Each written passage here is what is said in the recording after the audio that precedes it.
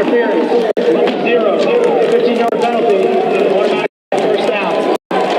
Move and change.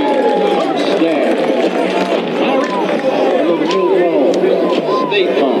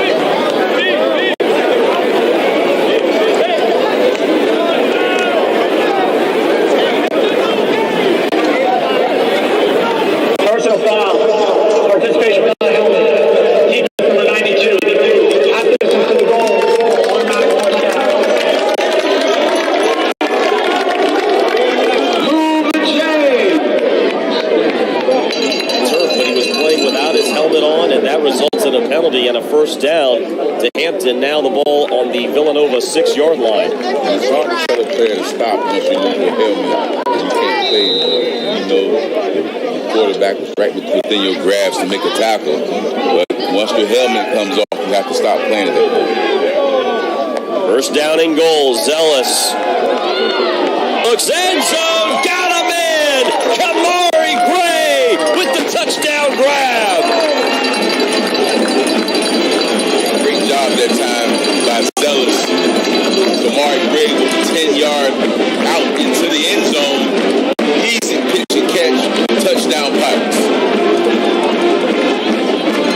Kamari Gray with only his second touchdown grab of the season. Opening drive score for the Pirates. Looking for their biggest win of the year. With a 6-0 lead, Brian Jahoski in for the extra point. Snap is down. Kick is up. And it's good. And the Pirates strike first, 7-0 over the 13th ranked Villanova Wildcats. One thing you saw that play, Nathan, was the fact that even though the pressure was coming from the outside, Zealous was able to step up and see the receiver. And the Pirates looking to keep the good times rolling. Kamari Gray is pumped up on the sideline. Getting high fives from every one of his teammates, and now the Pirates put their defense onto the field for the first time this afternoon. And the one thing that Villanova excelled in is their defense. To see the Pirates go right down the field on them was very impressive on the first drive.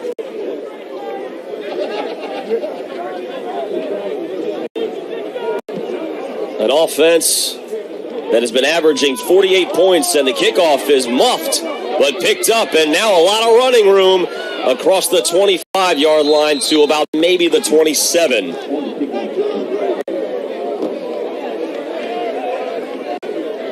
And that is where Villanova will set up shop here as they are on offense for the first time this afternoon.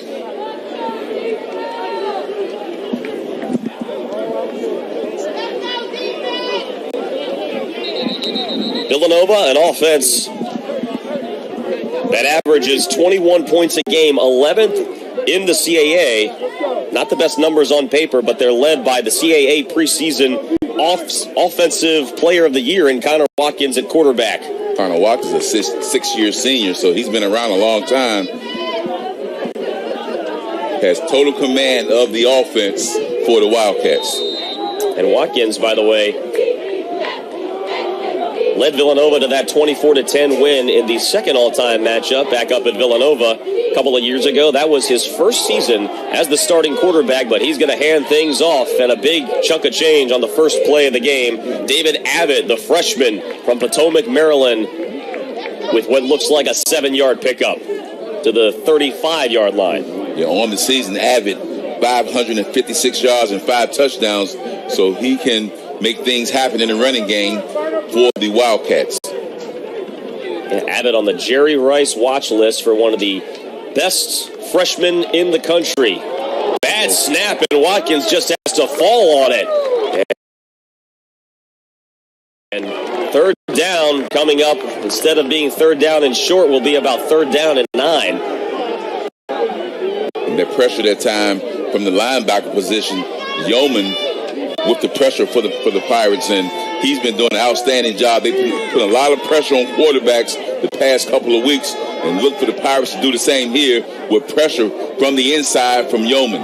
And Yeoman, the second leading tackler on the team, transfer from Temple, the sophomore, has been playing stellar on defense. And flags fly. Movement on the offensive side for Villanova. Ball start.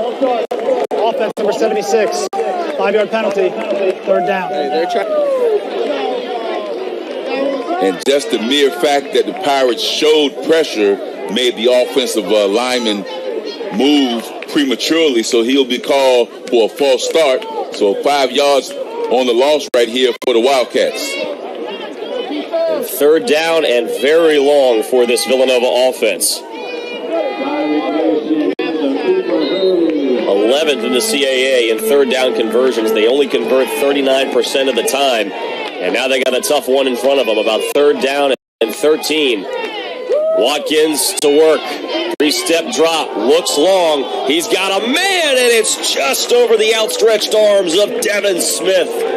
The graduate from Durham almost hauled in a big first down, but that's a 3-and-out, and Hampton, leading 7-0, will get the ball back.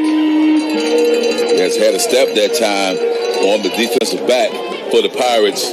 Pass was pretty much a pretty good pass for Smith, but just couldn't get his hands on it. Incomplete pass, punt situation now for the Wildcats. And Ethan Getman, the graduate, is in to punt it away, averages 42 yards on the season. Gets off a pretty good one here. Fair catch called for, bobbled, and has to go down with it at the 30-yard line. Almost a big mistake from Shepard on the reception, but that is where the Pirates will set up with a 7-0 lead. The Shepard that time bobbled that punt. And so Hampton, first drive of the day, resulted in a touchdown, went 75 yards, a little bit of chaos in the Villanova red zone. We'll see what Hampton has in store here. One of the things you wanted to watch prior to this game would be if the Pirates could move the football against this vaunted defense of Villanova. So far, so good. Yeah, this Villanova defense came in a pretty stout unit. second in the CAA, averaging only 18 points allowed all season, and already they've given up a touchdown. And here's Zealous, pump fakes, and a dangerous pass, and it's picked off. A monstrous mistake by Chris Zealous. It was an interception. First down, Villanova. Tyrell Mims with his first pick. The graduate from Philadelphia, and just like that, the Wildcats are in business. Yes, one of the little quick flanker screens to that left side, but the defensive back did not bite on the fake. So Zealous probably should have just threw that ball out of bounds, threw it up for grabs, and interception for the Wildcats. Yeah, T, if you look at that play, it didn't look like the receiver had any blockers in front. It looked like nothing was set up. That's one of those plays where you're hoping, if you're a Hampton fan, that the redshirt junior can just kind of take his loss and live to fight another down. But instead, Villanova, after just punting it away, back with the ball on the Hampton side of the field. And the give, and the Pirates defense all over it. And the run play goes nowhere. And that is Abbott on the carry.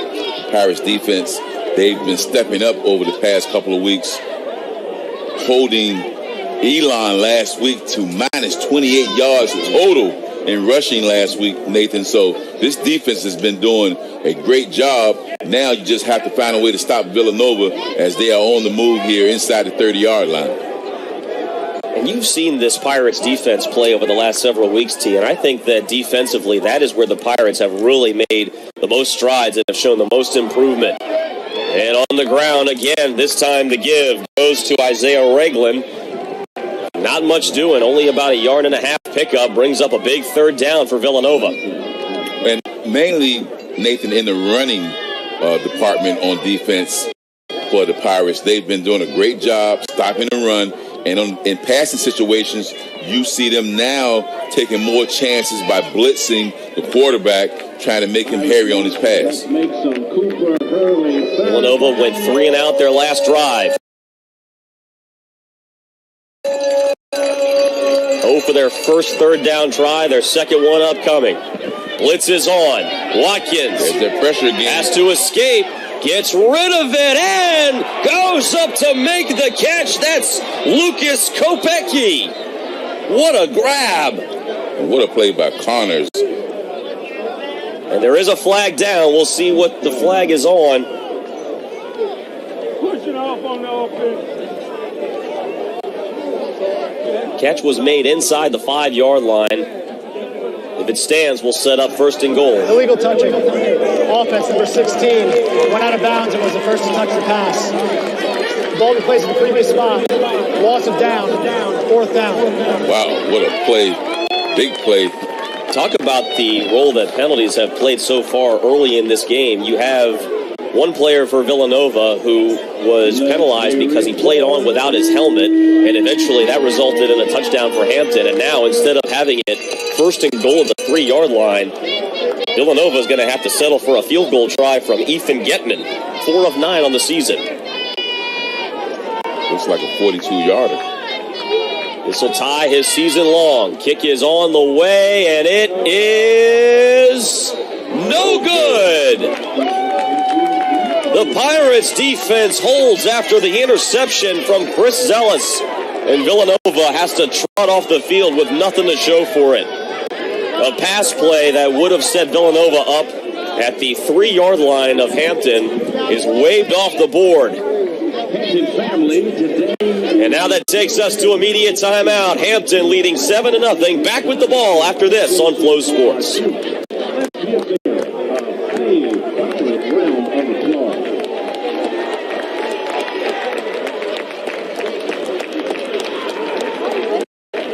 Opening night for both men's and women's basketball is Monday night. Let's pack the house. Join us at the Convocation Center at 4:30. Cheer on your women's basketball team as they take on Bowie State. And make sure you stick around to watch the men's basketball team take on Mid-Atlantic Christian at 7 p.m. See you there.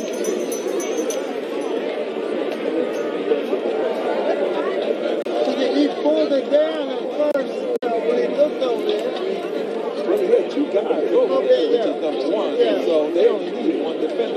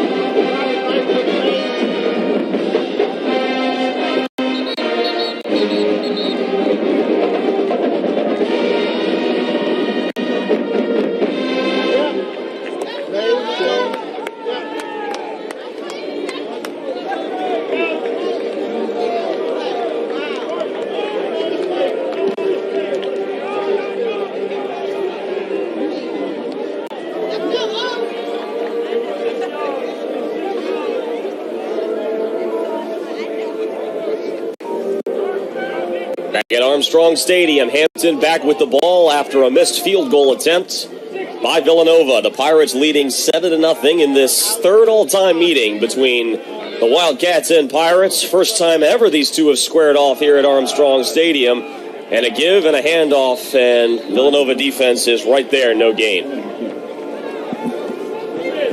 Not a lot of running room that time. That was Barris in the game for the first time today. Didn't play last week due to injury. Leading rusher on the season for the Pirates. Yeah, Elijah is an all-CAA performer. Had to sit out last week, as you said, because of injury and the flip. And this one, Marshawn Ferguson finds a little bit of space up ahead close to the 30-yard line. And that is where they will set up for third down. Yeah, Ferguson that time in motion. Little flip pass from Mays. Short game, but effective play on second down. Redshirt freshman from Princeton, New Jersey, and a transfer from right down the road at Old Dominion. And by the way, a new quarterback into the game for the first time this afternoon, Malcolm Mays. As you pointed out, we're going to see these two quarterbacks a few times today. Mays locks in, and the ball knocked away. Excellent defense there by Tyrell Mims, who had that interception in the last game, and that will bring up a punting situation for the Pirates. Yes, Mims that time, perfect defensive position. No room for the receiver. That was Ferguson again, I think, and Ferguson not open. So fourth down coming for the Pirates. Haven't seen too much from this Hampton passing game so far. Both of these quarterbacks, Chris Zellis and Malcolm Mays, a combined 1 of 4 to start the game.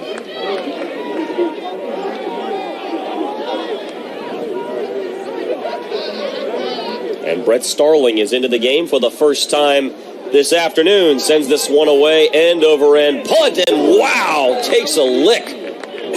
Yes, he took a lick. I thought he may have, or what should have probably had a fair catch there, but he elected not to, and he paid for it. And so the special teams doing its job for Hampton. Still pretty decent field position for this Villanova Wildcats offense.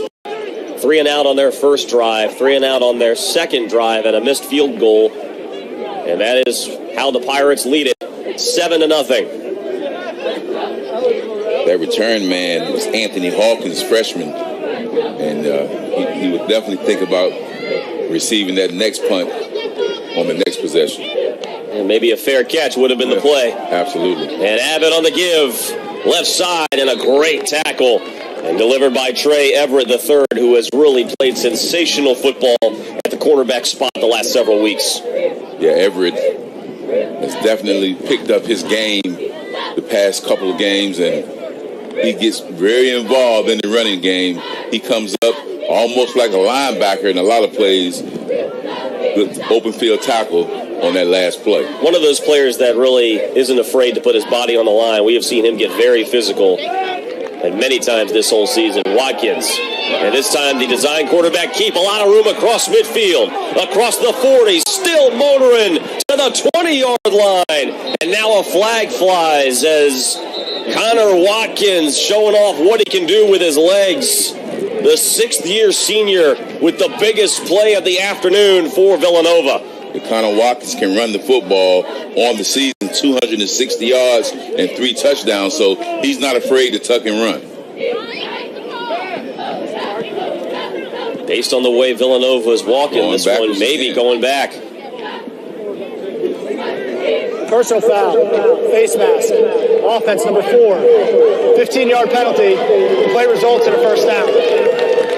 So it's still a pretty big gain, but it won't result all the way down to the 21-yard line, so Villanova still advances to the Pirates side of the field. And Watkins, I guess, grabbed the defensive tackler's face mask and was called for it, so rarely see that play where the offensive player is called for the face mask.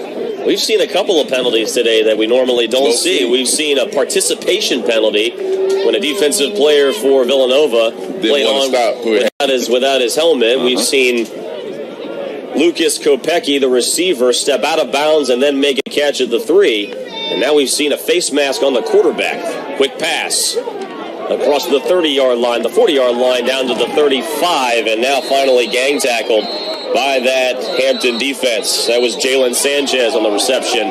Close to first down, some extracurricular going on, and the officials are in there to quickly separate things. As you know, when that whistle blows, you need to stop. Jalen Sanchez, the second leading receiver on the team with that catch, sets up a second down and short.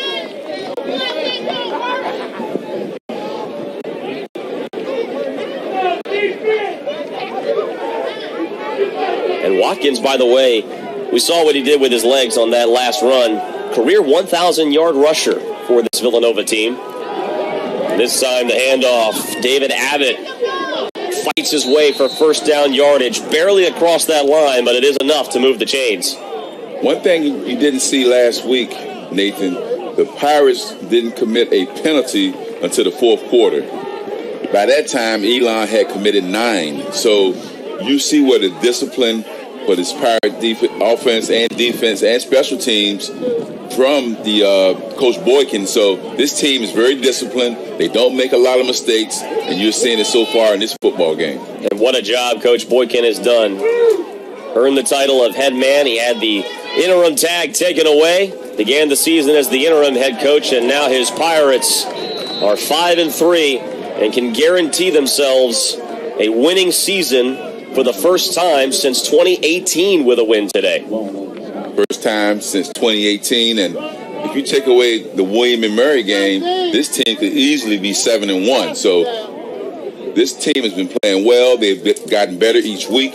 So you see when a team gets better each week, the coach can get rewarded, and that's what happened with Coach Boykin. Hey, you talk about some of those early season losses by this Hampton team. A 2-point loss to Morgan State, a double overtime loss to Rhode Island, which came in as the 14th ranked FCS team in the country. And another give, and this time it's Abbott again, and has to sidestep his way for about 3 yards on the carry and sets up a third down and manageable for this Villanova offense. Yes, third and manageable, about 5 yards.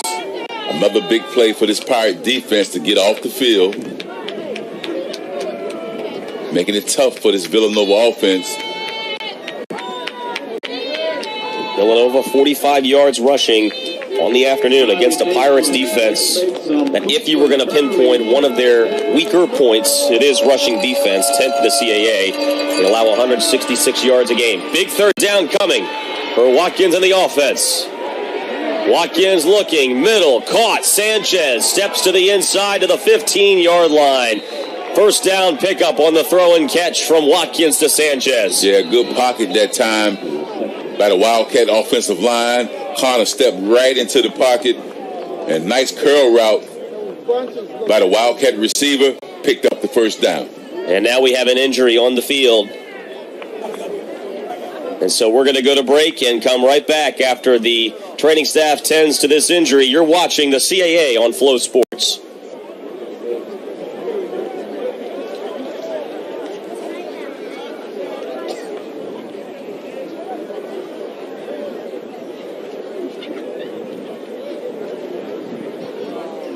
Be some time out on the field.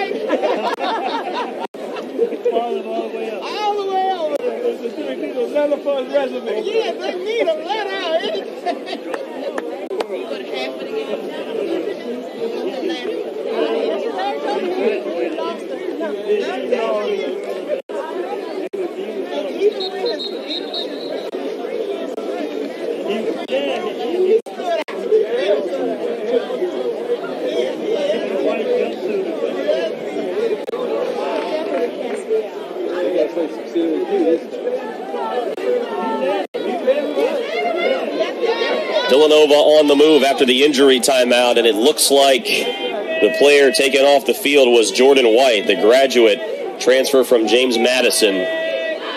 Banged up pretty hard on that play, and now Villanova, the handoff, in pursuit of the Pirates, and close to that corner.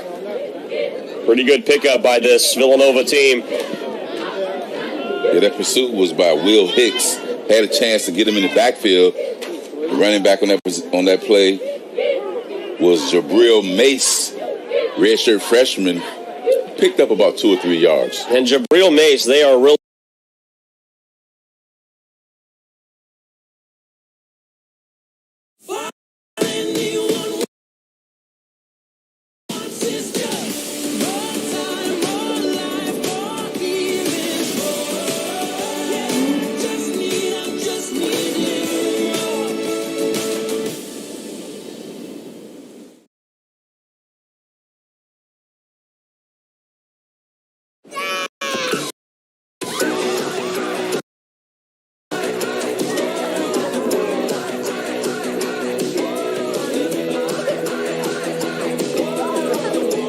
Plan your family fun in the ultimate playground at visitcalifornia.com.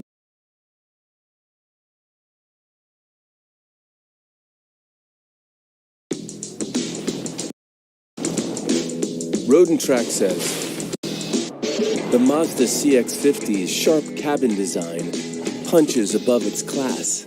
But what we'd love to know is what you'll say.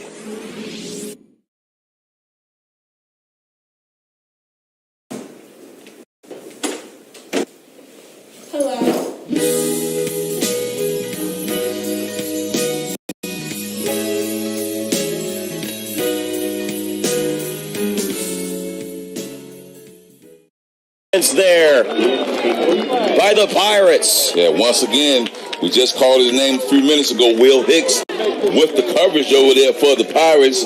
Did a great job of recovering and knocking that pass away. Man was open just for a moment, and now this brings out Getman for another field goal try. He missed from 42. Now this one from about 34 yards. Now 4 of 10 on the year. Getman, foot into it on the way, and this one is good. And Villanova is on the board for the first time this afternoon. 2 minutes and 13 seconds left in the first quarter. The score is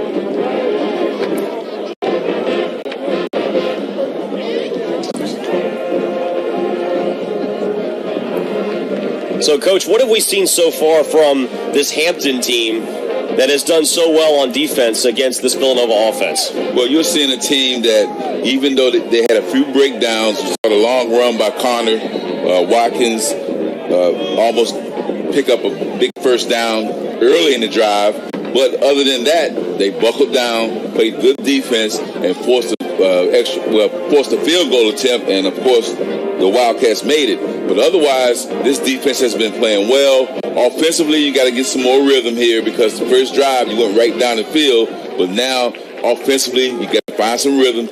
We are late here in the first quarter, 2:13 left. But nevertheless, the Pirates have been playing good football so far here in this first quarter. Getman set to put his foot into it.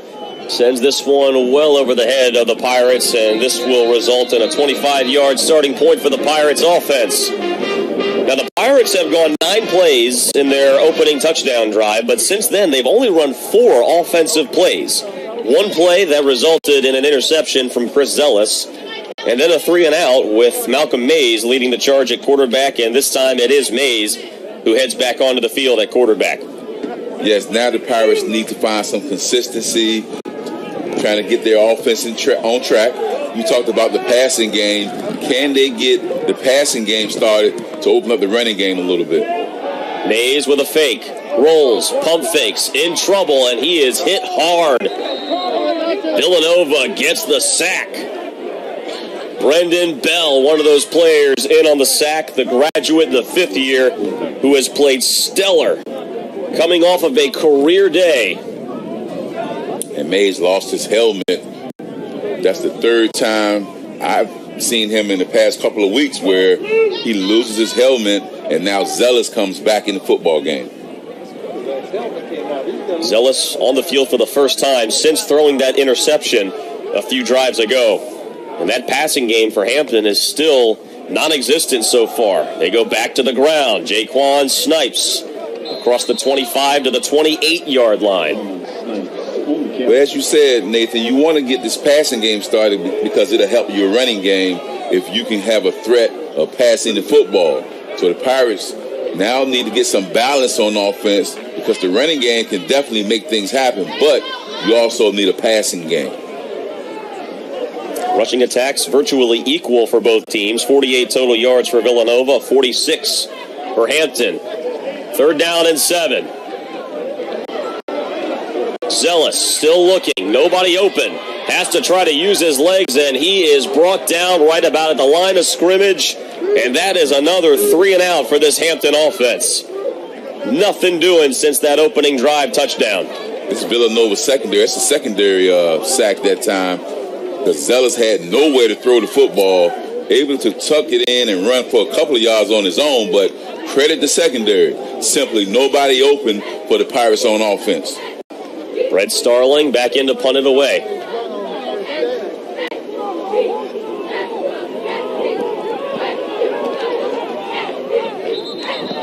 And whistles, and we got a stoppage in play, and it looks like Coach Boykin doesn't like something. Hampton, they're first of the half.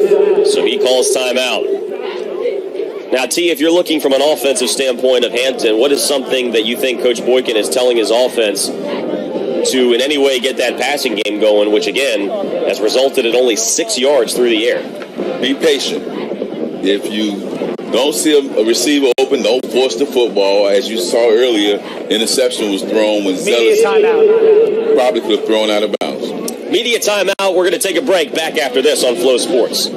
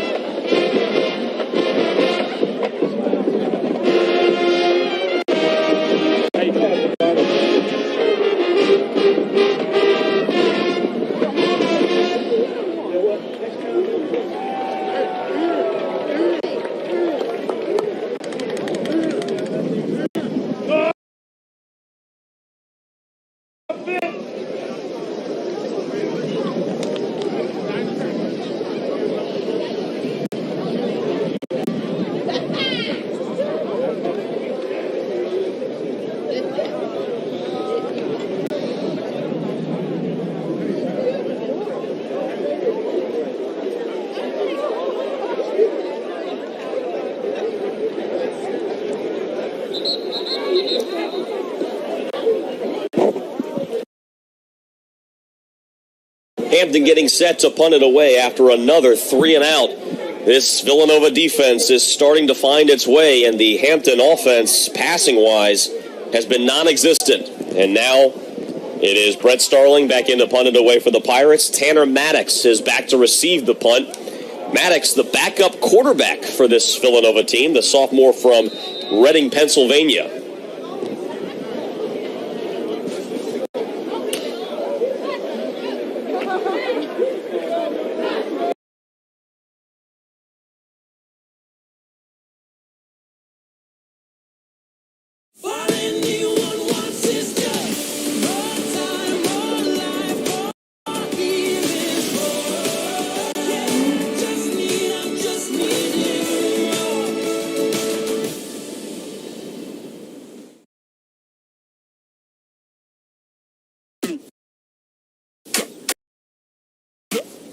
My 5 to 9. 1, 2. Antes de mi 9 to 5. Come on, come on. Come on, more power, let it go. Hola hustle, hola Corolla.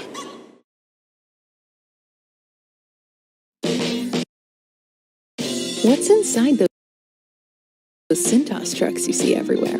The ones over 1 million businesses rely on to help them stay clean, protected, and looking their best? Actually, it's not just what's inside that's important. It's who. Your dedicated Cintas service rep understands what you need to help you keep your business running smoothly. So get Cintas and get ready for the workday. Oh, I'm ready!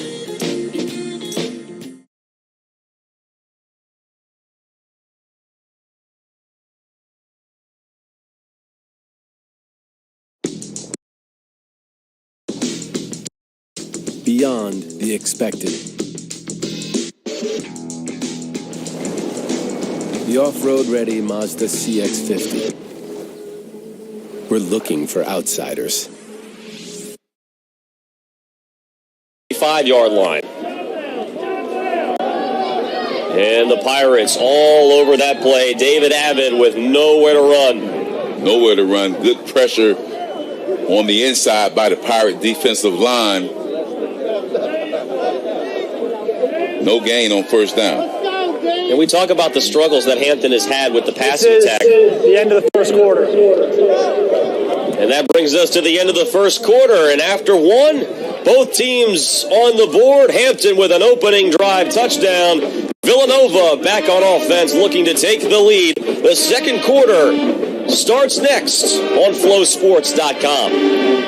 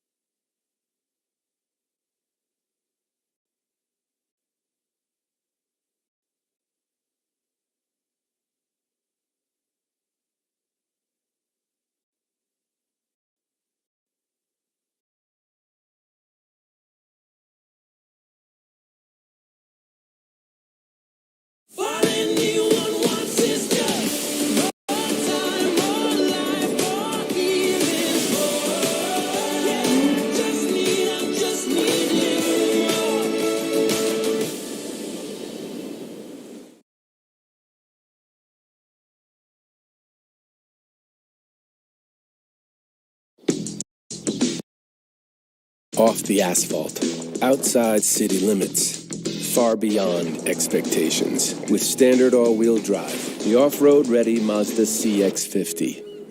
We're looking for outsiders.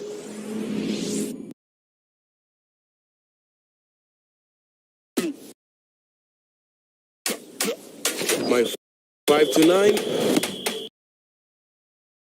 1, 2. Antes de mi 9 to 5. Come on, more power, let it go. Hola hustle, hola Corolla.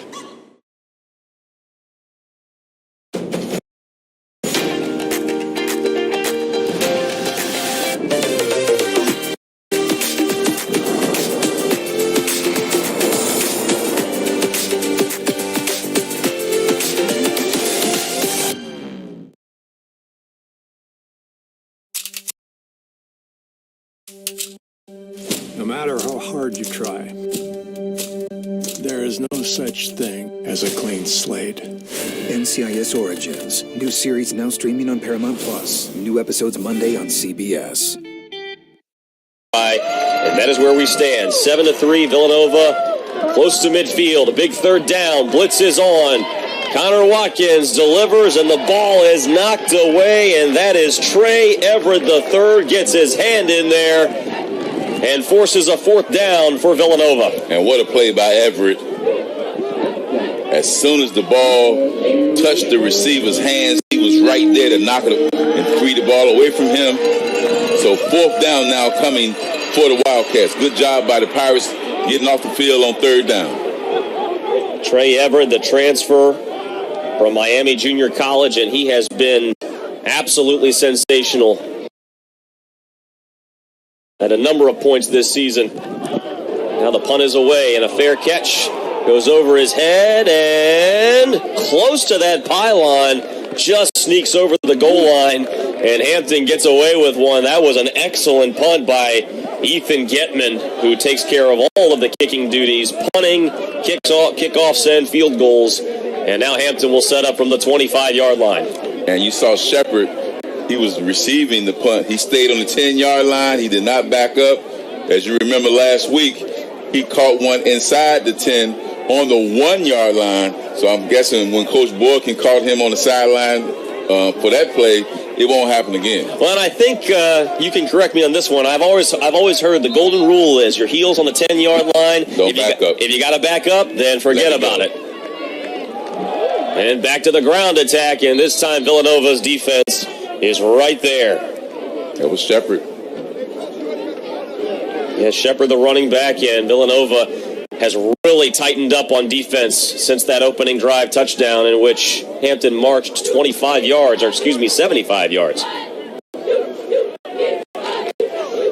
This Villanova team, well coached. You can see that they do a good job of staying in their lanes, staying where they need to be. Shepard again on the carry, and this time, once again, he is wrapped up. Shane Hartzell, our player to watch for Villanova, FCS Defensive Player of the Week after a monster career game last week against New Hampshire. 20 total tackles in that game. He had 13 in the first half, and he has shown his presence so far in this one, and now that sets up a third down and 7. Hartzell showed blitz and then backed off. And the Pirates need to find a way to, one of these receivers, create some space to get open. Mays launches. Gray is out there. A little bit of tugging and pushing, but no flag on the play. It looked like that was Kamari Gray who was the intended target, but it falls incomplete, and another 3 and out for this Hampton offense that has gone completely cold since that opening drive touchdown. Just give credit to the Wildcats on defense. They've been stellar, able to stop the run, forcing passing attempts and passing situations, and the Pirates simply cannot get anything going on offense.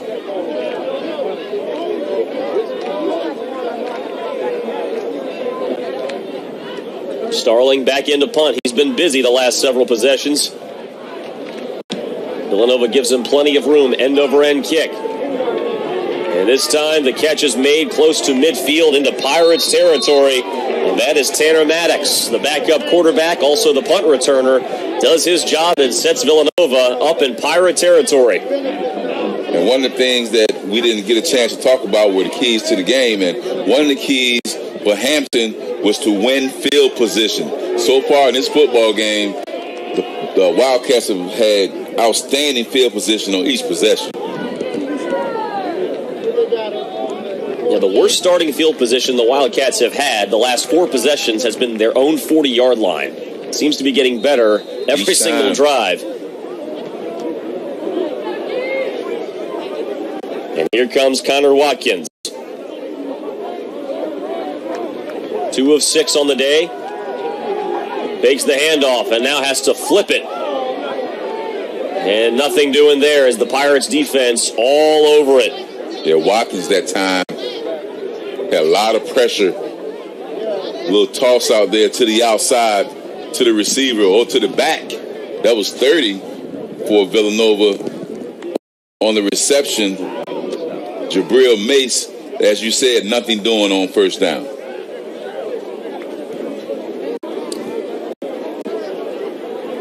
Sets up a second down and long. Watkins has only attempted 6 pass attempts this afternoon. Fakes it, in trouble. Tries to get away, not going to do it. The Pirates are there to bring him down. That is Randy Jordan, number 22, in on the tackle. Give some credit also, big number 62, Nicer Kelly. Hasn't seen a whole lot of playing time, Sir Kelly, this season, but makes good on that one. A lot of pressure from the inside by Kelly, forcing Connor to tuck that football, and lost about 4 yards, so 3rd and long coming for the Wildcats. Once again, the Pirates are looking to bring the heat. 3rd down and 11 for Connor Watkins. Here come the Pirates. Watkins launches. He's got a man, and it falls incomplete. Lucas Kopecki is asking for a penalty flag, and he's not going to get it. Darius Gooden was there on defense. Gooden, great position in the secondary for the Pirates. Good pass by Watkins, though. I mean, couldn't ask for a better pass, but better defense that time. So another 4th down coming here for the Wildcats. Darius Gooden, the transfer from Rutgers, with some shutdown defense on 3rd down. And the punt on the way. Trying to pin the Pirates back deep. Shepard thought about a fair catch, but tried to make something happen at the 15-yard line. Ends up getting to the 16. Actually, that was a pretty good catch in traffic by Shepard. Well, he probably should. A little bit nervous on that one. Probably should have fair catch. That was the one he should have swung his arms for the fair catch, but nevertheless able to take the contact. Went down, but the Pirates this time, not great field position, but at least you get a chance to not be so close to the 10-yard line. And so now the Pirates looking for something, anything on offense. They have had, count them, 3 straight 3-and-outs. And so now they set up at their own 16-yard line. And the give. No, they faked the give and a flip to the outside. And once again, Villanova's defense is right there waiting. They tried a little play action that time to the inside. A fake to Snipes. Mays with a little quick out to the outside to Ridley. Nothing doing. Lost about 4 yards on that play. So this Villanova defense, I tell you what, there's a reason why they're ranked 2nd in the conference in total defense. And Zamir Dawda did his job there. Brought Ridley down to the turf. Pirates going backwards. Mays, 3-step drop. Eyes downfield. And launches sideline, and that is well over everybody's head. And Dawda is there on defense again. This is one of the few times we've seen this Pirate offense get a little frustrated. Nothing working, whether it's in the running game or the passing game. Still up 7-3, but this Villanova team is bearing down, causing field position problems. How long can the defense hold up when this offense not getting much done? Mays only 1 of 4 on the afternoon for -3 yards. This passing game has resulted in only 3 total yards. Villanova defense has been shut down.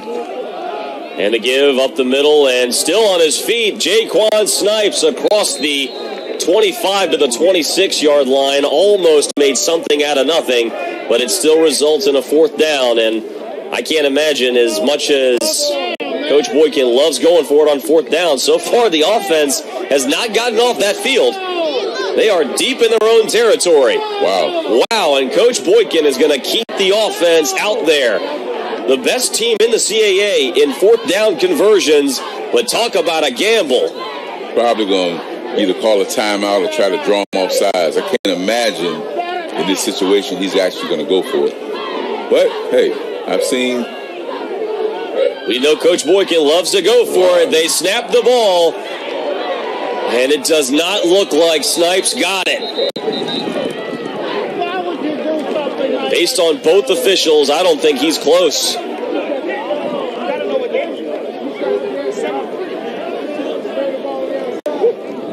No signal yet. Nope. And it is indeed Villanova ball. So a big-time gamble. Going on the field as the runner stops short of the line to gain. First down, Villanova. A big-time gamble backfires on head coach Trent Boykin, and now a golden opportunity for Villanova, which sets up its offense at the 26 of Hampton. Yeah, tough situation that time for the Pirates on fourth down. You look at the metrics on it. Most of the time, you probably want to punt in that situation, but if it would have worked, we would have said it was a great play. So, took a chance with Coach Boykin, didn't pay off. And I guess you figure from Coach Boykin's position, just trying to get some kind of a spark. Yes. After 3 straight 3-and-outs, you can now make it a 4-and-out. And here comes Connor Watkins and the Wildcat offense. The give, Abbott looking for blockers close to the 20-yard line. And he's wrapped up and brought down by Corey Yeoman. And as I said earlier, how much longer can this defense hold up trying to stop this Wildcat offense who, as you said earlier, great field position each time they get the football. Yeoman is leading the team in tackles today. 4 total. 3 solo, and now a second down and manageable. Abbott takes the handoff, and he is stuffed right at the line, but a flag does fly. And based on the reaction of the Villanova players, this looks like it may be against the Pirates. There has to be some maybe face mask on the tackle if it's against the Pirates. Personal foul, face mask, defense, number 96. After distance to the goal, automatic first down. And penalties, which have played a big role in this game so far today, now is against Hampton. And Hampton on its heels after going for it on 4th down from their own 26-yard line. Villanova is knocking on the door. They have not led in this game. Several opportunities, though, Nathan, to score for the Wildcats and not able to get in the end zone, but as you said, perfect position here. And the give to Abbott across the 5-yard line and finally dragged down at the 4. David Abbott is starting to get a little more involved in this Villanova offense. Villanova does nothing flashy, very, very vanilla, basic offense. We're going to pound it on 1st and 2nd down. On 3rd down, if we have to pass, we will pass. Nothing exciting, but hey, it gets the job done, as you can see. And what they do is, on defense, they pound you, they keep you from getting good field position, and put the offense in perfect position when they get the ball back. 21 points per game, that's 11th in the CAA, and here they are trying to take the lead for the first time this afternoon. The give close to the goal line, Abbott stretches, and the officials call him out of bounds at the 1-yard line. Yeah, Abbott went around the left side to that pylon on the left. In the end zone, the official right there to mark him short of the goal line. So a 3rd and close to 1. Rolling on the field is the runner making the line to gain, being short of the goal line. The previous play is under further review. So they're going to look at this, and based on that view, I don't know, T. This looks like this could be a lot closer than we think. Called out of bounds at the 1-yard line, but Abbott stretched out, went for that pylon. We'll see if his foot was out of bounds before the nose of that football crossed that goal line. And remember, all you need is the slightest little bit of that football to cross the goal line, and it is a touchdown. Let's take a look. I don't know, T. That looks like that may be a touchdown. Because his foot never touched out of bounds, and it looks as if his arm reached and touched the pylon. So, from my vantage point, it looks as if he may have gotten in the end zone. Now, it has to be indisputable video evidence to change that call. So we can decipher, at least from that one view, that his foot definitely did not go out of bounds. But the question is, did that football cross the goal line? And I don't know, T, do you think based on that there is indisputable video evidence to show that ball crossed the goal line? If they say that his foot didn't go out of bounds and the ball hit the pylon is a touchdown. So let's take one more look. Trey Everett tried to knock him out. I don't know. You take another look at it. His heel was very close. So now there may be some of that talking about. If there is any doubt at all, then the call has to stand on the field. Now, if it does stand as called, no touchdown, it still results in a first down and goal from the 1 yard line. So the Wildcats, either way, very much in the driver's seat here. Yeah, good field position as far as in the red zone, inside the 10-yard line. And it will be a first and goal from the 1 if they rule that he stepped out of bounds. And that was the fourth play of the drive that started on the 25-yard line after the fourth down attempted conversion. And here's another look at it. So this will pretty much give us an indication of that heel we were talking about. Let's take a look at that left foot. Gosh, that's close. After further review, the ruling on the field stands. It'll be first down and goal for Villanova at the 1 yard line. So the officials basically determined that there was not enough evidence to show that he stayed in bounds. That's right. Maybe that heel touched that line. It looked pretty close. Yes, in that last replay, I couldn't tell if he stepped out or not. So good job by the officials. That's why we have replay. So here we go. First and goal from the 1.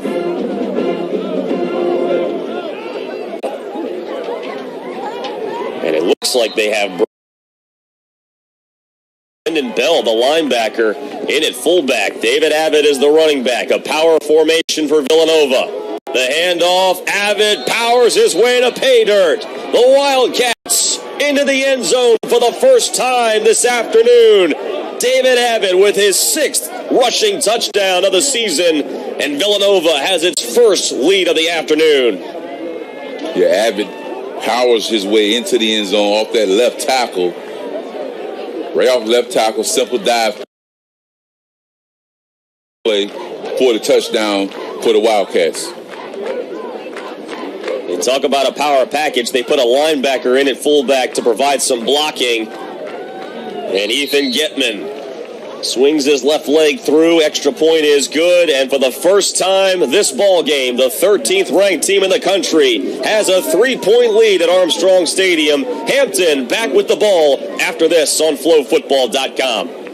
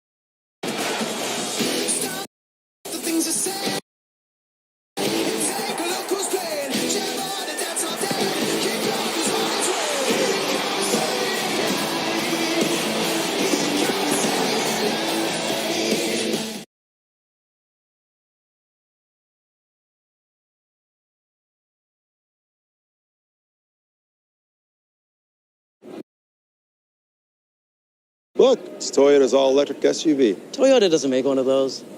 Dude, trust me. No way. That's not a real thing. It is a thing. Just listen to me. Life would be easier. Seriously, it sounds made up. The all-electric Toyota BZ4X.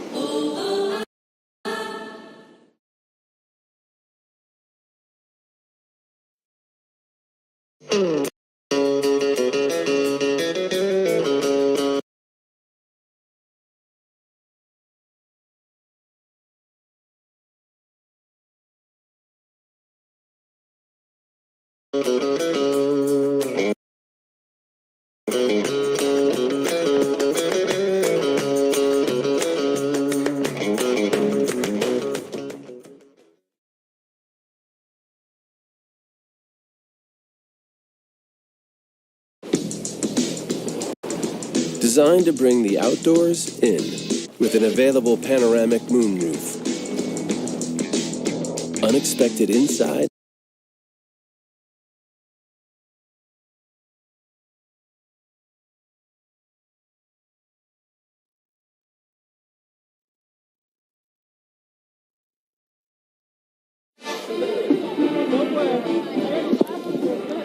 Back at Armstrong Stadium, Villanova, 13th ranked team in FCS with its first lead this afternoon. Hampton struck first on a 75-yard touchdown drive to open up the game, but since then, the Villanova defense has stood strong and has completely shut down this Hampton offense. And after a gift from Hampton, which decided to go for it on fourth down from its own 26-yard line, Villanova cashes in with a 25-yard drive and a 1-yard plunge by David Abbott. And now Hampton, back on offense, receives the kickoff. And close to the 20-yard line, that's about all they'll get. And Hampton, which has done absolutely nothing in the last 4 straight drives. 4 straight. Well, 3 straight 3-and-outs, and then a 4-and-out. A combined 19 yards on its last 4 drives. And now Hampton looking for anything to open things up. Trots back onto the field. Malcolm Mays is your quarterback. And you got to understand, prior to this game, Hampton ranked 3rd in the conference in scoring, 34 points per game. But Villanova is 2nd in the conference in scoring on defense at 18 points per game. So you're seeing why this defense has been so great this year, because they will shut you down. Mays, design quarterback keeper, and again, not too much there. Villanova's defense has been pretty stout, to say the least, the last several drives, and maybe about a 2-yard pickup. And now another quarterback change, Nathan, as Zealous trots back on the field to give Mays a break. Neither quarterback has been effective. Well, I would say Zealous had a good drive on the first drive, but otherwise nothing has been going well on offense. Ethan Potter in on the tackle for Villanova on that keeper by Malcolm Mays. Trying to get the running game going, and nothing there for Jaquan Snipes.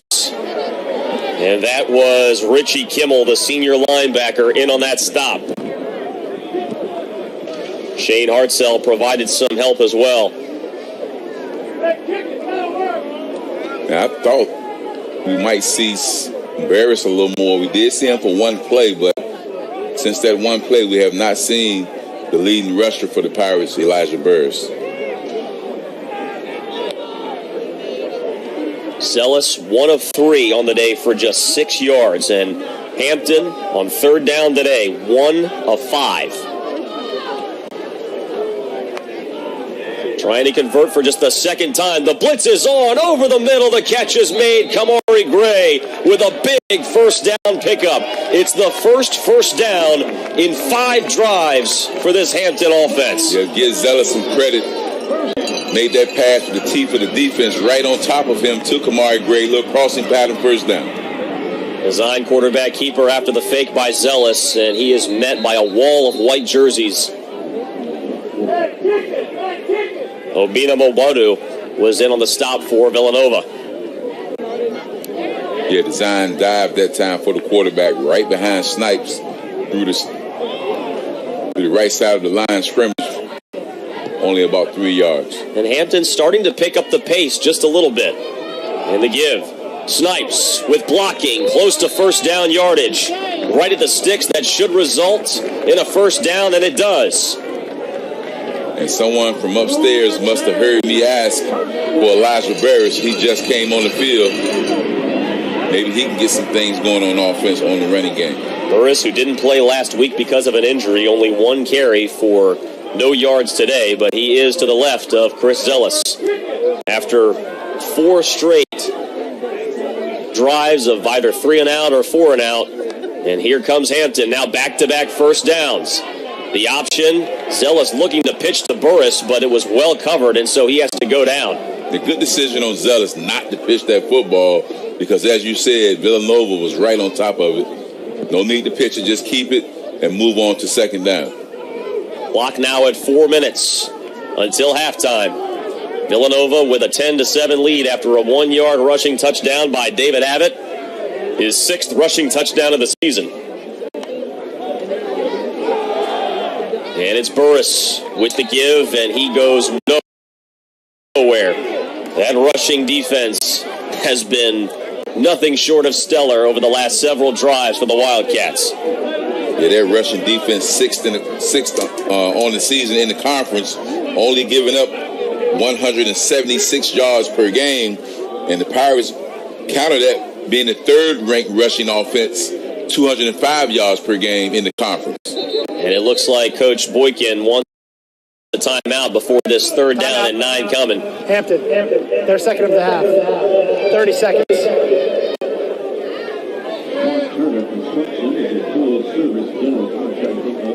And so, T, if you're head coach Boykin, you got 1 timeout left. You got 3 minutes and 18 seconds left before the half and a big drive and a huge 3rd down coming. What's your plan of attack if you're the Pirates? Well, it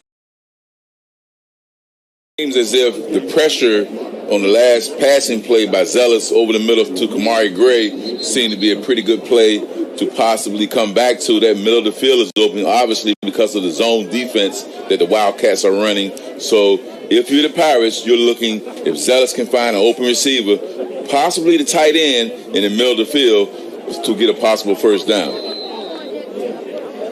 Only 2 receivers for Hampton have made catches today, Brennan Ridley and Kamari Gray. Only 3 catches for the receiving corps this afternoon for a combined 10 yards, but one of them did go for a touchdown. And here's Brennan Ridley, the team's leading receiver, the freshman in motion. Zealous, quick drop back. Here comes the pressure. Zealous, nowhere to go, has to flip it away, out of bounds, incomplete. And that brings up 4th down. There are no flags on the play as he was out of the tackle box, and it did cross the line of scrimmage. And so a drive that resulted in 2 first downs comes to a close, and Villanova, with 3 minutes and 10 seconds left, will get the ball back and a chance to extend their lead. And the main thing you're seeing is the pressure on the quarterback. Simply pushes the quarterback out of the pocket soon, and he just does not have the time to find a receiver downfield. That's why you can't get an open receiver, because of the pressure from this Wildcat front 4. Low snap for Starling, but gets it away. Maddox is there to receive it, calls for the fair catch. There's Bodies the flag. still flying, and now flags fly, and things getting a little chippy out there. Elijah Burris in the middle of it, and didn't see any flags. It looks like the officials contend just to separate things and let these guys play on.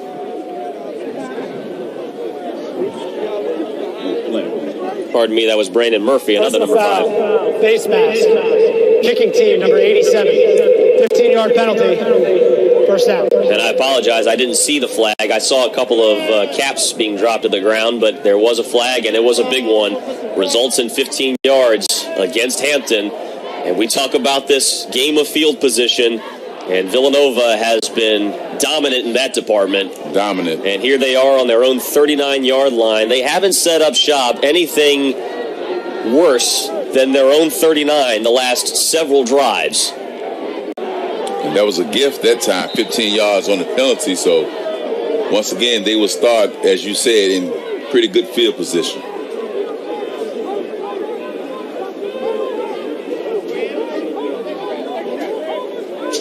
And here comes Connor Watkins. The give. Some speed to the edge and a big block delivered for Jabril Mace, who shows off some of that speed, and a flag flies from the back judge from well behind everything. We'll see what this is on, and again, it looks like it may have been a blindside block. Got some reaction from the crowd.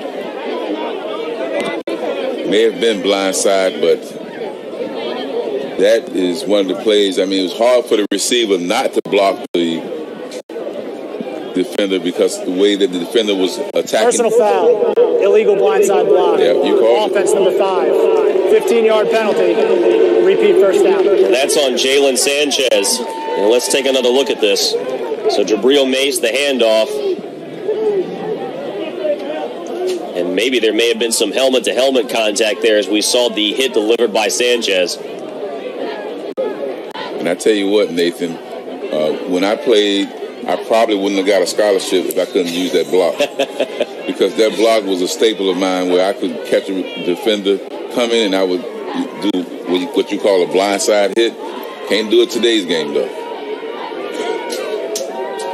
Watkins back to pass over the middle. Man was open. Devin Smith had to go low for it and couldn't haul it in. And so now that brings up 2nd down and a mile. The line of scrimmage is the Villanova 24-yard line. The line to gain is the 49. Yeah, that pressure that time was coming from St. Farrier. The pressure that time on Watkins caused him to throw the ball sooner than he wanted to.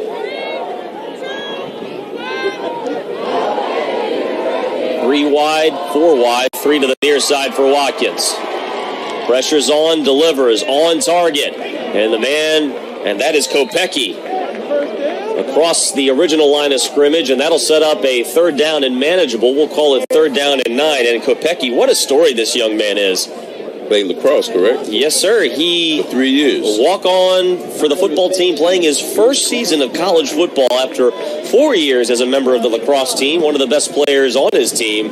And here he is making plays for the football team. But he was a stellar high school football player. Chose to play lacrosse, but now with a year of eligibility left to play football, came on the football team.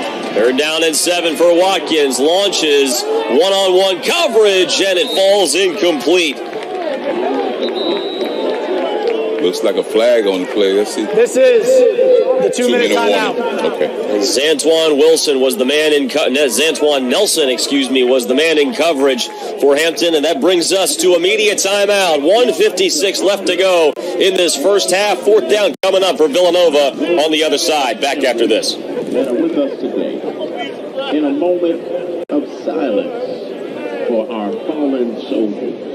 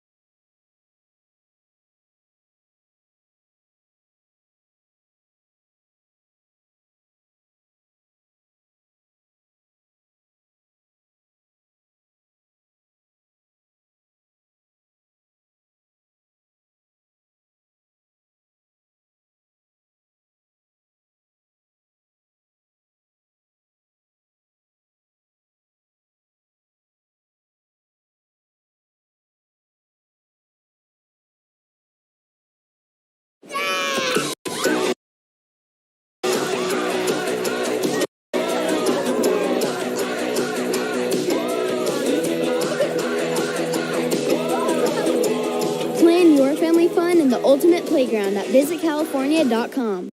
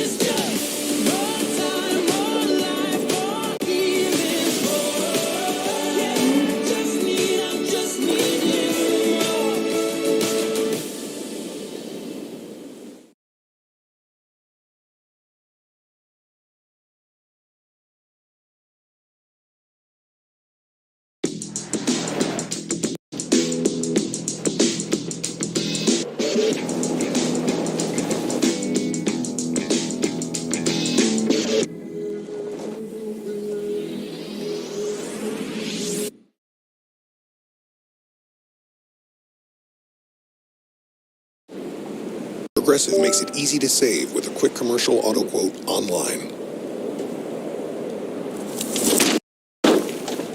so you can get back to your monster to-do list. Really? Get a quote at progressivecommercial.com. Yeah, a little confusion by Villanova, but back to regular punt formation. And now Ethan Getman gets it away. Shepard saying to his team, get away from it, and maybe not the best decision because it bounces inside the 10-yard line and inside to the 9-yard line, and that is where Hampton will set up. We've been mentioning it a few times today, T, and that is field position. Not only has Villanova been dominant, but Hampton has gotten the short end of the stick as far as that's concerned. Yes, they have all game long. They've started deep in their own territory. So this is the list of drives for Hampton all game. They've started drives from the 25, 29, 25, 25, 20, the 17, the 21, and now the 9-yard line. And so let's see if Hampton has a 91-yard drive in them to end the first half. Malcolm Mays, design quarterback keeper, and a great run to start things off close to first down yardage near the 20-yard line. Plenty of time to possibly get in field goal range, but you need a play down the field. Only one timeout left for the Pirates. Coach Boykin choosing to keep that in his pocket. Second down and very short. Mays, 3-step drop. Steps. Pressure comes, and he has to throw it away. And now, T, if you're Hampton, I think the goal just has to be, hey, don't worry about a big play here. Just get the first down, keep the drive alive with 1:12 left. Yes, get the first down. The clock will stop, give you time to set your offense up. So if you're up the Pirates right now on this 3rd and 1, not even 1, maybe a half yard, you want to go ahead and get the first down here. Snipes, your leading rusher in the game for Hampton, 9 carries, 63 yards. He's the man in motion on this 3rd down and very short. Hayes gets the signal from the sideline.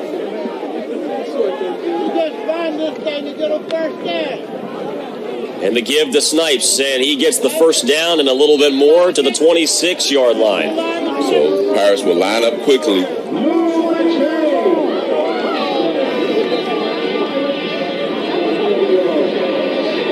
Here comes Mays. Clock approaching, 1 minute left to play. Looking long and still in the pocket. Delivers. Darion Moultrie went up to grab it, but it's out of bounds. Stepped over that sideline. Tried to make an acrobatic play. And now the trainers are quickly on the field as Malcolm Mays is down on the turf. Yeah, he's down, and he was hit hard on that pass attempt to Moultrie.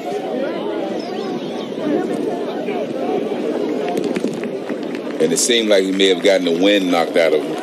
Yeah, Malcolm Mays quickly back up on his feet and jogs off the field, and there he is. Yeah, he kind of gets sandwiched between a couple of defenders.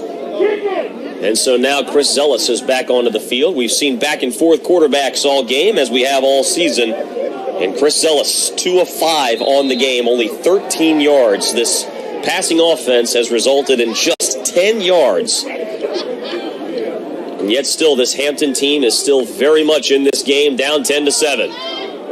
Little sidearm pass. Jaquan Snipes is there. It's ripped out of his hands. Villanova pounces on it. And Villanova gets another turnover.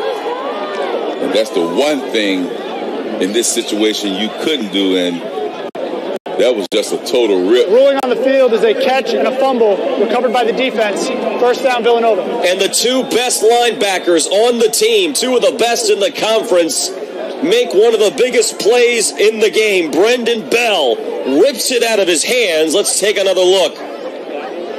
There's Brendan Bell, just rips it away, and then it's Shane Hartzell. Ruling on the field, fumble recovered by the defense is under further review.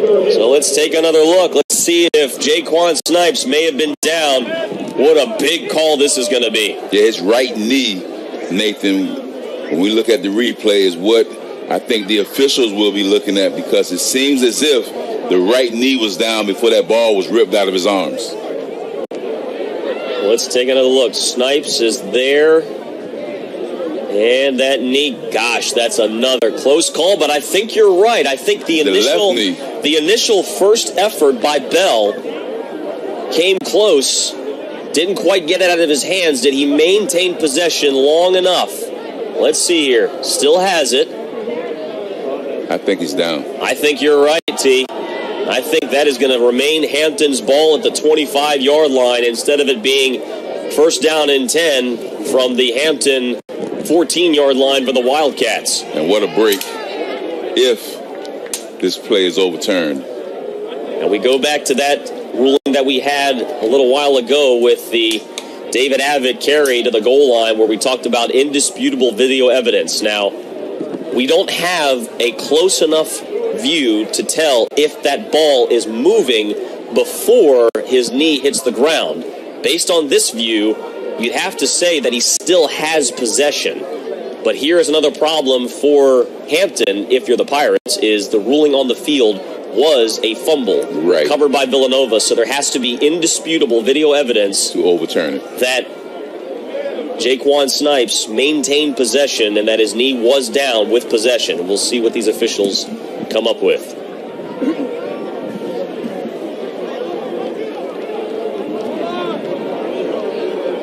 And the defense looks like they're heading off the field. This looked like it may be Hampton ball. Well, I haven't seen the referee, who is still looking at the replay, come back on the field yet. They may be looking to put the ball in the right line. Yes, because if the chains start coming back this way, that play is going to be overturned. Well, the Villanova defense is certainly back onto the field. And here comes the Hampton offense. So somebody knows something. But the referee is still under the tent. But here he goes.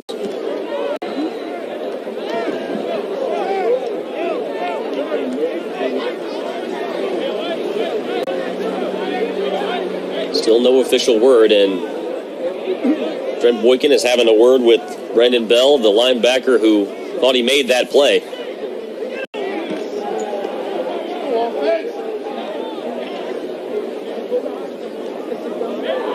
Villanova's defense is back onto the field. After further review, the runner's knee was down with possession. The result of the play will be second down for Hampton. Villanova has elected to use a timeout to avoid the 10-second runoff. Timeout, Villanova. So there you have it. Hampton catches a big break. What could have been Correction, first down. It will be third down. Third down for Hampton. So still a third down coming for Hampton. Third down and 10 from their own 26-yard line. And in order to avoid the 10-second runoff, and reason I guess for that is Villanova still feels like they can make a stop and maybe make something happen in the final seconds here. But you got to run the football if you're the Pirates to make them use another timeout. Do not throw, because if it was an incomplete pass, the clock will stop automatically, and they still have 2 timeouts left. So you run it, make them use one of their timeouts, they have only 1 left.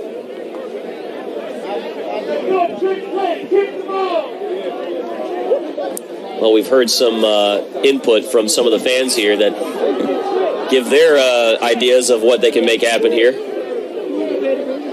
So Hampton passing the ball, only 4 of 12 between both Zealous and Mays. Only Please 10 yards. reset the game clock to 52 seconds. 5-2. But you still have to try to get this clock moving, because you don't want them to have too much time to possibly get in field goal range. Jaquan Snipes is the leading rusher for either team, 70 yards on 10 carries, and he's the man lined up to the left and gets the carry, and he is wrapped up in the backfield, and that is not what you need. Capri Martin, the sophomore from Harlem, New York, and Iona Prep, wraps him up, brings him down. Villanova, their second of the half, 30 seconds. Please reset the game clock to 48 seconds. 48. And Nathan, this has been one of the few times this season where we've seen this offense simply all out of sorts, because throughout the course of the season, they've been able to move the ball pretty much at will against most of the competition on the season. But today, they really had a hard time trying to establish something offensively, some consistency, no rhythm whatsoever. So at halftime, you go in and try to get some things back on track.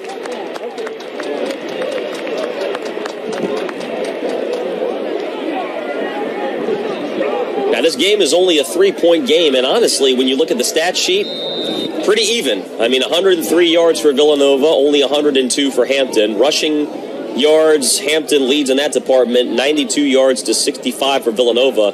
Both teams struggling to pass the ball. Hampton has been abysmal with only 10 yards, but only 38 for Villanova, who almost gets the block. And now Maddox retreats and is wrapped up and brought down close to that 30-yard line. There is a flag down on the far side of the field, so we'll wait and see what the laundry is about. The Pirate is down. So a lot to sort out here, as that looks like Darius Gooden yes, is being tended to by the trainers, but we have to wait and see what the flag is about. It's sitting near the 20-yard line on the far side, back where the kick was made. Villanova brought the heat, and you have to wonder if maybe Starling was pushed down or hit. Well, it looks like, as you said, there's 2 flags on the field. Looks like Gooden, his helmet was knocked off. So a lot to sort out here.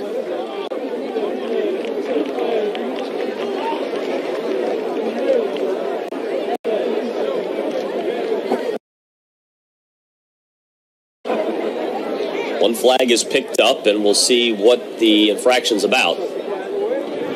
There are fouls by both teams. Illegal formation. Kicking team. More than 4 players in the backfield.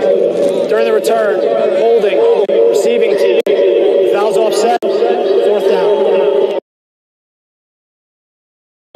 So a re-kick is coming. And Villanova brought the pressure and almost got to Starling there.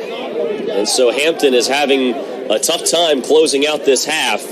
Got lucky with Jaquan Snipes' knee down before that ball was ripped out by Brandon Bell. Almost set up the Wildcats 1st and 10 from the Hampton 14-yard line. And now Starling will have to punt it again, this time from his own 21-yard line. And you're exactly right. At this point, they just want to get out of this first half and go in to the locker room and regroup. Because as you punt block on that last punt. And now another whistle. Things have really slowed down to a snail's pace here.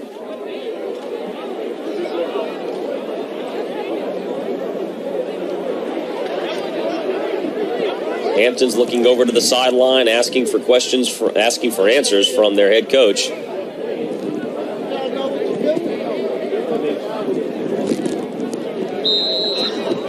Setting things, and now Hampton set to punt it away again. Trailing 10-7. Touchdown from either side. Villanova 1 of 2 on field goals this afternoon. Villanova brings the pressure, and again, Starling takes a while to get it off, and this one is shanked. And so a re-kick benefits Villanova. They are going to set up on the Hampton side of the field with 29 seconds left to work with. And that's the importance of getting off the field, because now Villanova, with 29 seconds, they will start from the Pirate 35-yard line, it looks like. Actually, the 25-yard line, so 35-yard line will be their start. 35 yards to the end zone, 29 seconds to work with. Villanova had not trailed until a touchdown dive by David Abbott. And that was just a few drives ago. And so now, that was with 7 minutes, 11 seconds left in this quarter. And now it's Connor Watkins back to work for Villanova. 4 wide set. Watkins, 3-step drop to the sideline and well defended. I believe that was number 22, Randy Jordan. Graduate transfer from Fresno State and from Rhode Island. Played at 2 colleges before making his way to Hampton. Hey, sometimes it takes a while to find the right spot. He was Johnny on the spot that time, Jordan. There you go. Outstanding play to knock that ball down. 2nd down for the Wildcats. 4 wide.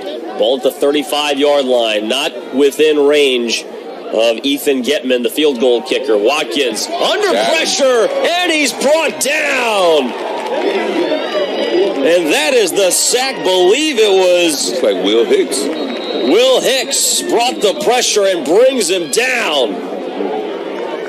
Timeout. Villanova, their last of the half. 30 seconds. Please reset the game clock to 14 seconds. 14. And so now you're in a bit of a quandary if you are Villanova. Here's another look at that. And there's Will Hicks. Gets home and wraps him up, brings him down.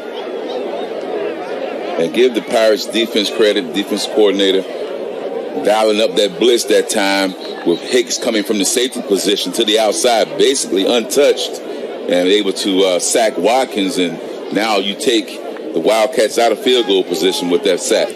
Well, and even from where they were, a 35-yard line, from the 35-yard line, that would have been in the range of a 50-yard field goal, which is well out of range for Ethan Getman, who's only connected on a long of 42 yards this year. And now if you're Villanova, I guess do you just kind of cut your losses and take a few shots at the end zone here? 4 wide receivers in the game and a running back for Connor Watkins. Or you try to get a 10 or 15-yard out to get you back in field goal position because you have no more timeouts. Watkins, 3 of 11, sets his feet, fires, looking end zone, and the ball is knocked down and incomplete. Trey Everett thought he had an interception right in his lap. Well, he might have had an interception. Could have ended the half. 5 seconds left. And so now if you're Villanova, yeah, you may as well, with 5 seconds left, you may as well keep the offense out there. And we've seen Hail Marys work recently. Hey, if you've been watching the NFL, then you know of one that took place last weekend that was maybe the play of the year in the NFL. Washington Commanders won on a Hail Mary against the Chicago Bears, and now here comes Watkins. Steps up, he's got a lot of room, pointing his receivers out. Locks in, here we go, end zone, and ball down, good job by Hicks. Knocked down by Will Hicks, and that is textbook defense. That's how you do it. You don't try to catch it, you don't tip it, you knock the ball down. This is the end of the first half. And that is how the first half comes to a close. A back-and-forth battle. Both offenses struggle a little bit. At the end of the first half, it's Villanova, 13th ranked in FCS, with a 3-point edge over Hampton. The first time these two teams have met at Armstrong. And Hampton looking to come away with their signature win of the season. Still some work to do. We'll come back with some halftime stats and storylines after this. You're watching the CAA on FlowSports.com.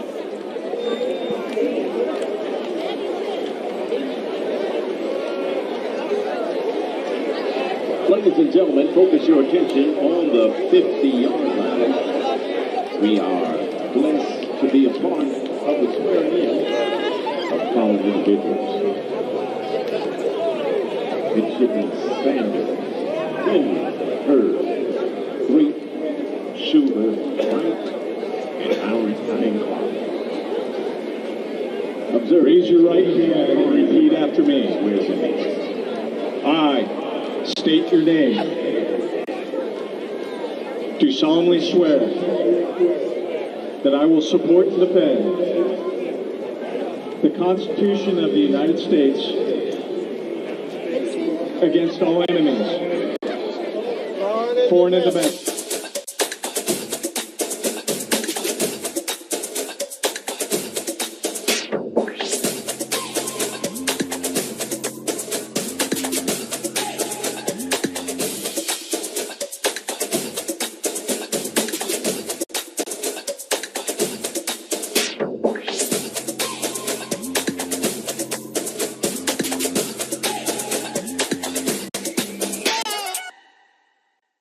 Being the car crash experts means knowing how to fight the big insurance companies about the cases that happen every day in our community. Injury law is all that we do. We don't do anything else. We don't do anything but injury work, primarily car crashes. We say no need to worry because that is the truth. No need to worry. Call Cooper Hurley. The car crash experts. 333-3333.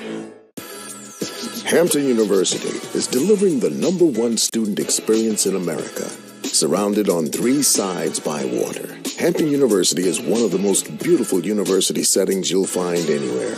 From our world-class research centers to our dedication to the arts and our athletic programs where we build leaders and champions, we challenge our students to excel at the highest level. We are the first and only HBCU with 100% control of a NASA satellite mission. The Hampton University Proton Therapy Institute is the largest freestanding proton beam cancer treatment center in the world, where we are easing human misery and saving lives. Hampton University, faculty, staff, and students are making a difference in the global community through service and science. We are the standard of excellence, but most importantly, Hampton University is delivering the #1 student experience in America.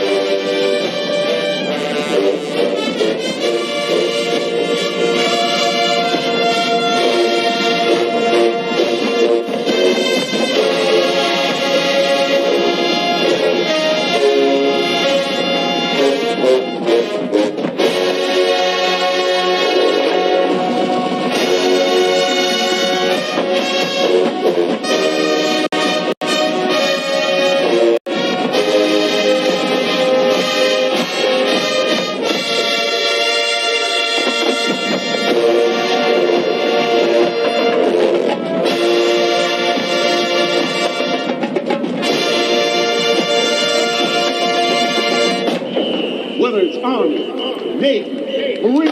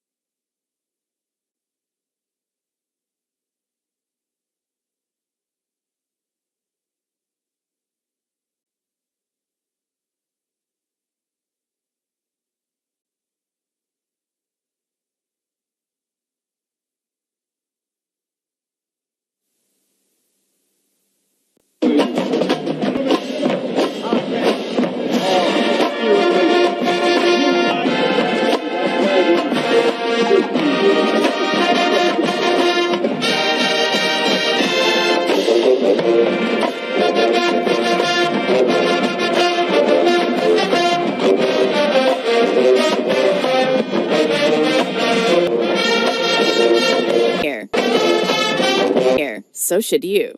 A very important assignment is on the horizon. It's one that you don't want to miss out on. This year is election year, which means you have a role to play. There's a ballot for you. Think about those who have gone before, paving the way so that you have an opportunity to have a voice. And a voice that matters. So here's your reminder. Register, research, and make your ways to the polls. Not just for you, but for generations to come. Don't miss the moment, impact the moment. Vote!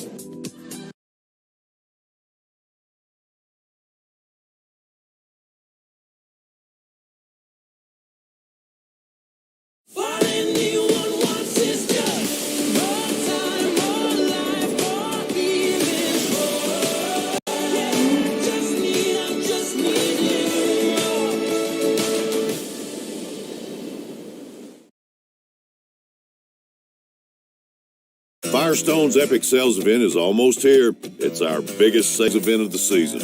So if you're getting ready for a holiday road trip, it's the best time for new tires, brakes, alignments, and more. Book ahead at FirestoneComplete.com.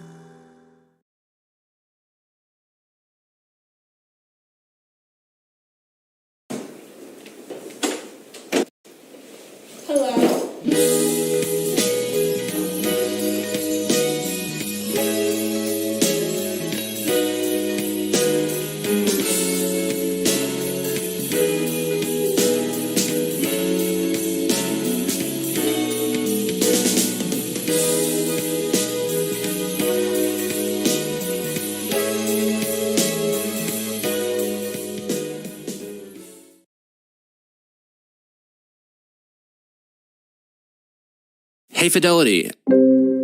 How can I remember to invest every month? With the Fidelity app, you can choose a schedule and set up recurring investments in stocks and ETFs. Huh, that sounds easier than I thought. You got this. Yeah, I do. Now, where did I put my keys? You will find them where you left them. Investing involves risk, including risk of loss. Fidelity Brokerage Services, LLC, member NYSE, SIPC.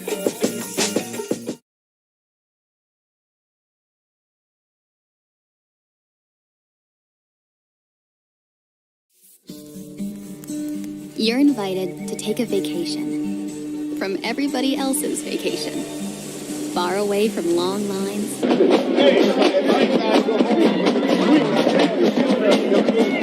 It's halftime here at Hampton University. 10-7, Villanova, the 13th ranked FCS team in the country, leads it over the home Pirates, looking for not only their third win in a row, but their signature win of the season. Now under the direction of headman Trent Boykin, who started the year as the interim head coach and has since had that interim tag removed. The Pirates are 2-0 since the athletics director, Anthony Henderson Sr., had decided to take that tag away. And here we are, a 10-7 ball game, a pretty evenly matched ball game between these two. Nathan Epstein alongside Terrence Green. And we were talking during the break, T, about the keys to the game, and some of those keys Hampton has fallen woefully short of accomplishing. Well, prior to game time, our keys to the game for Hampton: don't make mistakes to beat yourself, move the ball, and win field position. So either I knew something or I think I hit it right on the head.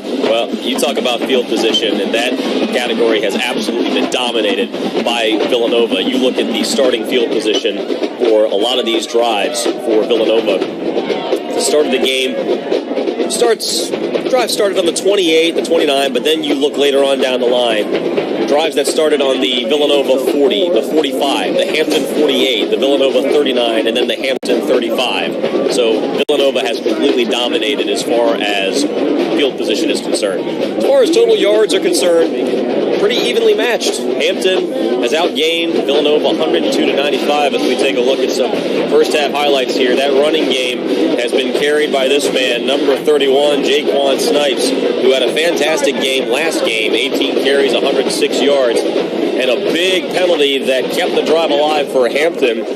A illegal participation penalty resulted in this. Chris Zealous, Kamari Gray, touchdown, catch and toss, or toss and catch. And this was a big mistake by Zealous. Flip to the outside, intercepted by Tyrell Mims, resulted in a field goal that was was actually missed on the first try by Ethan Gitman. But then Villanova's offense got things rolling thanks to the legs of Connor Watkins. 1,000 yards receiving in his career. 6 and a good defensive play here. Hampton on the defensive side, and that was Will Hicks, who's actually made a couple of stops today. Hicks has been a heavy participant in a lot of defensive plays, and then Getman gets Villanova on the board with a short field goal try after that stop. And this has been the one area of struggle for this Hampton team, has been the passing attack. You have Chris Ellis, only 3 of 6, 13 yards. But to kind of return the favor, Connor Watkins, not many places to go. Only 3 of 13 for Watkins, only 38 yards. Malcolm Mays and Chris Ellis have been sharing the quarterback duties, and the rushing attack really hasn't gone for much more if you're Hampton. 92 yards rushing on the day for Hampton, 57 for Villanova. Your only rushing touchdown of the afternoon, David Abbott with his 6th rushing score of the season. And this was basically her story of the game. Tymere Robinson, who had a huge game for Hampton last week against Elon. Will Hicks brought Connor Watkins to the turf for his sack of this afternoon, and that is where we stand. You look at a couple of other stats today. Passing yards, not many to come by for either team, T. 38 passing yards for Villanova and only 10 for Hampton. We talked about the rushing yards, penalties, fairly even. Villanova's committed 7 for 60 yards, Hampton 3 for 26. But really, when you look at this game, T, where do you see things stand as far as Hampton is concerned, getting rolling on offense? Well, obviously, the consistency with the pass has been an issue in the first half. Snipes had 70 yards on the ground. Pretty much he's been the whole offense for Hampton in this football game. But the things that Villanova, what they do well is field position. They don't do anything flashy on offense. They're very basic, and you can't beat yourself. So that's where you are when you're looking at Villanova. And now, what do you do if you're Hampton? You need to get something established on the offensive end through the pass as well as the run, and you have to get the field position on your side of the field. As far as the passing game for Hampton is concerned, I know that the simple formula from a coach's standpoint is get the offense going from the ground to then open up the passing attack, but it seems as of right now Villanova has been ready for that from a defensive standpoint. They're doing an outstanding job, but they're ranked number 2 in the conference for a reason. They play stellar defense. They make it tough for you to run the football, and then they put a lot of pressure on the quarterback. And in the secondary, very little separation from the Pirates receivers against this Villanova secondary. So a lot of recipes for success. When you play stellar defense and win the field position battle, that's why Villanova is ranked 13th in the nation, and that's why they are always in the top 15, 10 every year in FCS, because this is the way they play football. You look at defensive stats for Villanova, and no surprise here, but Shane Hartzell is your leading tackler for Hampton. 5 total tackles, 3 of them solo. Now, not quite the number that he reached last week when he went for a career-high 20 tackles, 13 in the first half against New Hampshire. But Shane Hartzell, our player to watch for Villanova, has really lived up to that billing. And look, he was that close to having a scoop all the way up to the 14-yard line had that fumble stood, a fumble that was ripped out by Brandon Bell, and the Pirates saved by the whistle, essentially saved by the replay that showed Jaquan Snipes' knee was down before Bell got that ball out. But Shane Hartzell has certainly showed himself today to be one of the best players on this field. And as both teams get back on the field, we're going to take a break and come right back with the start of the second half. Villanova and Hampton on Flow Sports.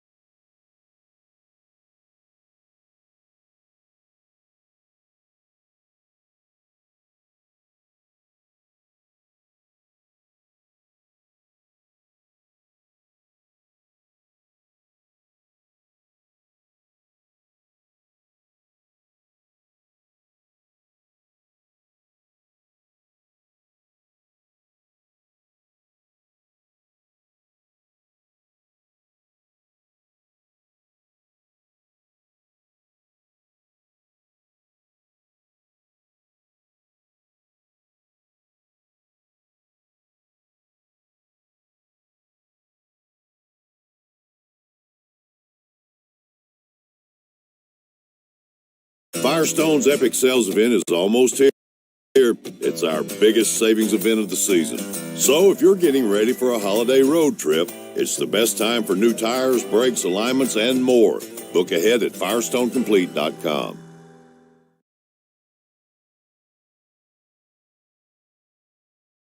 Road Track says the Mazda CX-50 offers a superior driving experience, distinctive styling, and a cabin that punches far above its segment. What we'd love to know is what you'll say.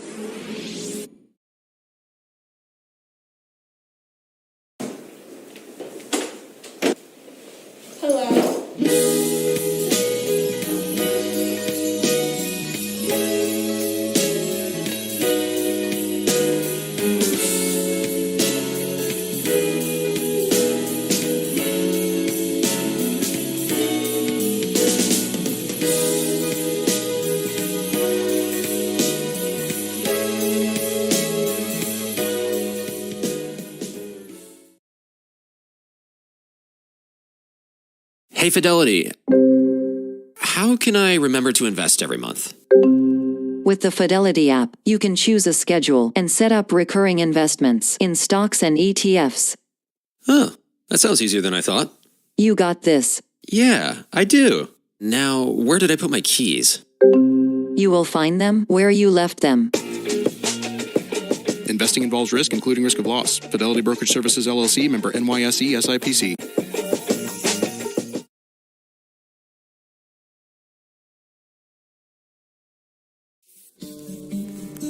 You're invited to take a vacation from everybody else's vacation. Far away from long lines, heavy traffic, and jam-packed schedules. To a place where you're free. But deferred on the first half, so they will receive the ball to start things here. And if you are Hampton on defense, how big of a stop, how big of a series is this for you as you try to get things moving back on offense? But in order to do that, you got to get the ball back first. Momentum is key. But the one thing you've seen from this defense all day is they've been able to stop this Wildcat offense. So defense definitely has not been the issue here in the first half. So just come back out and do the things you did well in the first half. Keep putting pressure on Watkins, and you should be okay. Interesting kickoff return formation for Villanova. 4 men up front and a lot of space in the middle of that field. Now there are 2 men back to receive. Kick is away. Fair catch is called for, and that will set up things at the 20-yard line for Villanova. Glad to have you along on this second day of November, and we had a pretty warm week here at Hampton Roads, but it is a chilly start to November. Perfect football weather in this third all-time matchup between Villanova and Hampton. You can't ask for a better day to play football. A little short breeze, small breeze in the air, but other than that, perfect day. Connor Watkins, 3 of 13 in the first half, only 38 yards. No touchdowns, no picks, and here he is at quarterback to get things started here in the third quarter. And the give, David Abbott, who has the only touchdown of the afternoon for Villanova, is wrapped up and taken down after a 1-yard gain. Good pursuit by that Pirates defense. No running room over there for David. Second down coming for Wildcats. David, 13 carries, 33 yards, and that 1 touchdown. Did not have a carry over 7 yards in that first half. Came into this game averaging 6.5 yards, and that's good for 19th nationally.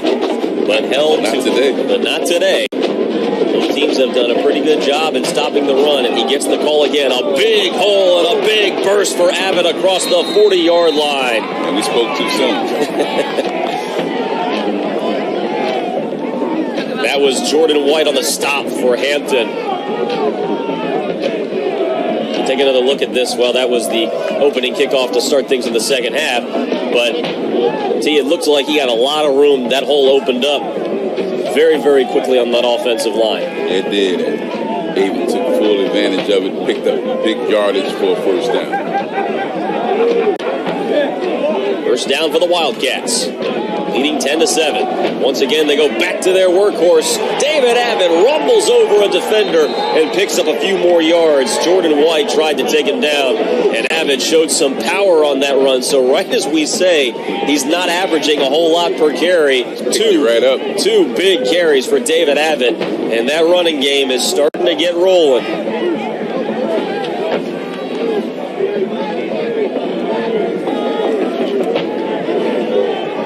Said it, Nathan.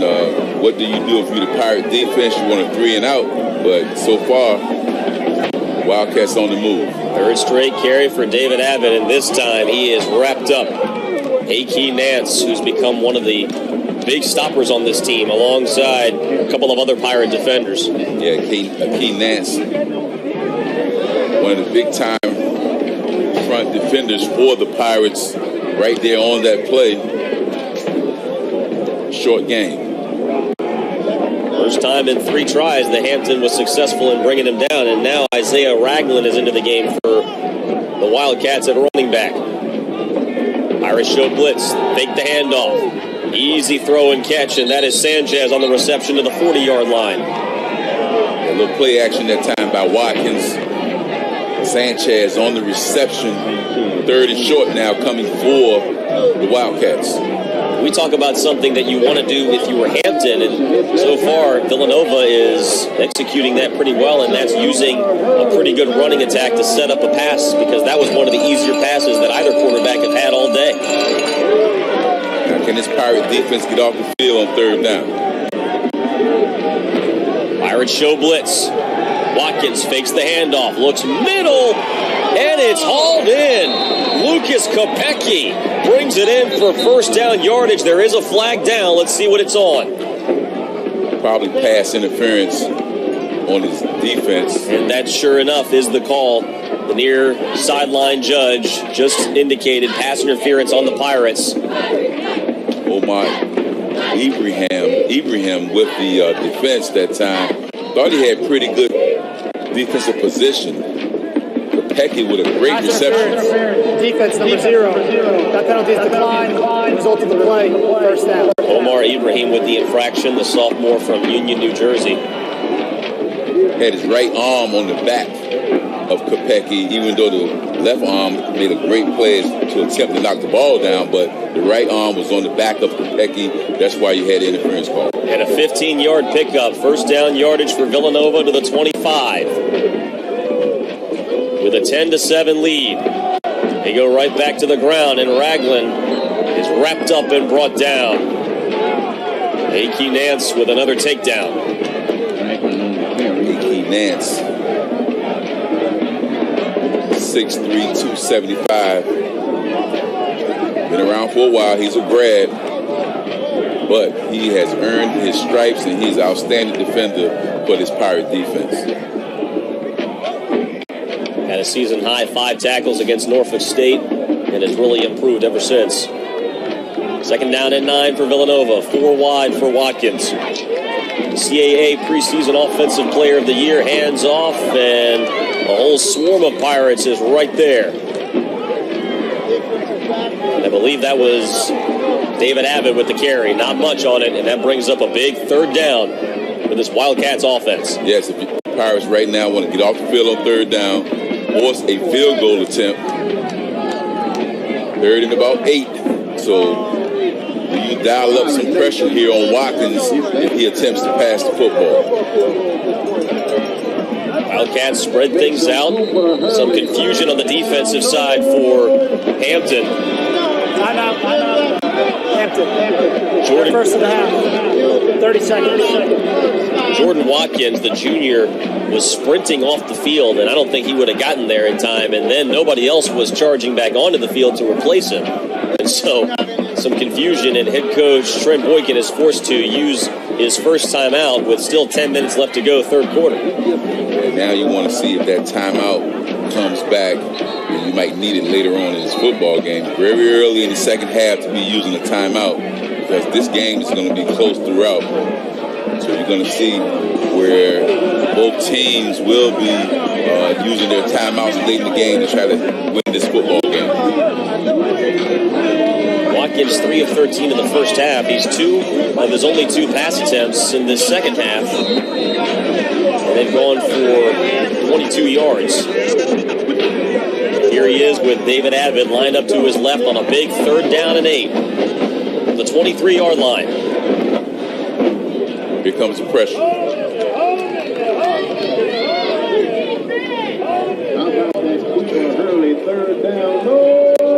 Here comes the pressure.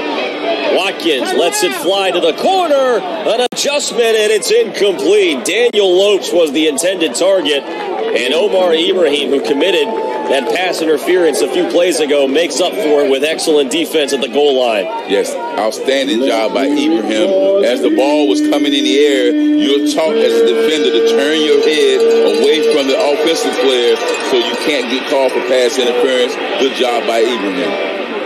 43-yard field goal try coming for Ethan Getman. This would be his longest of the season. Snap back, the kick is up, and it is through. So Getman with his longest field goal of the season, missed earlier on the year from about the same distance, and now he extends Villanova's lead 13-7. So once again, this Pirate defense stops the Wildcats, keeps them out of the end zone. So what can you say? I mean, you had some pressure that last play on Watkins by the defense. Ibrahim turned his head. Outstanding job. Ball was short. And not a bad adjustment by Lopes, who tried to come back for it. Chris Eaton Jr., the graduate from Bryan College, was one of those Hampton defensive linemen providing the pressure. And so it limits the damage, if you're Hampton, to only a field goal try and 3 points for Villanova. It almost seemed like Watkins was trying to throw a back shoulder pass that time. That's why the receiver kind of turned. Getman sets up, and Hampton, with its first try on offense this half, lets it sail into the end zone, and Hampton heads to the 20-yard line to start things off. So the Pirate offense, what adjustments did they make at halftime to get this offense started? Defense they've been doing a great job of keeping this Wildcat team out of the end zone. You take away that short field that they scored a touchdown on. Other than that, they haven't done much on offense. Malcolm Mays is the quarterback for Hampton, back onto the field. 1 of 6 for -3 yards. Tymere Robinson is the running back. And it's Mays with a fake. Not much room, but does pick up some yardage, and that was Tyrell Mims, who has an interception, number 7, right there with the stop. Zone read that time by Mays. Faked the ball to Robinson, kept the ball to the left side. About 5, maybe 6 yards on first down. Held on to it a long time. He did. Ball sits at the 30-yard line. Makes the handoff to Robinson. Middle, knocked away, incomplete. Brennan Ridley, the intended target, well defended by Jalen Goodman. And Goodman with good defensive position that time on Ridley. Ridley with a short slant crossing pattern right across the middle of the field. Mays with the pass. 3rd down now coming for the Pirates. So Jaquan Snipes hasn't seen a snap so far on offense this half. Your leading rusher, 10 carries, 70 yards. Bunch formation, 3 wide receivers to the far side. And a big 3rd down coming. Hampton only 3 of 9 on 3rd down this afternoon. Mays with some room, still looking. Nobody open, dives for it. Did he get it? He was down, the ball came out, but it looks like he does have enough for that 1st down. Talking about effort that time by Mays. Nowhere to pass the football. Rolled out to his right side. Couldn't find a receiver. Dove for the additional yard or 2 to get the 1st down. And you called it. Kept his eyes downfield. Shane Hartzell closing in quick. Almost got him. And now it's Shepard in at running back. Gets the call, and he is met by a wall of white jerseys. And guess who is at the front of it? Is Hartzell. This young man had 20 tackles last week. against New Hampshire, so he gets his nose around the football each and every play. As Shane Hartzell, 6 total tackles today, 4 of them solo. He is as good as advertised. Now a 2nd down and 10 coming from Mays in that offense. 4 wide set. Easy completion over the middle. Close to midfield and makes it a 3rd down and 2. Moultrie hasn't been seen in much of the action today. Now, granted, that's because the passing game really hasn't done much at all. I believe that is Moultrie's first catch of the afternoon. Big 3rd down and 2 coming. And that is going nowhere. Believe that was Shepard, met at the line by Richard Kramer, who says, no, sir. The big freshman, 6'2" from Treasure Coast, Florida, just bear hugs him. Let's take another look.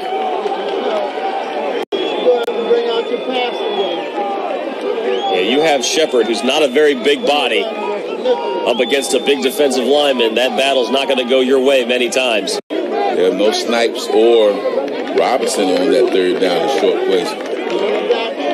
Start to wonder if maybe Snipes is injured at this point because, like you said, we haven't seen him on the field so far this second half.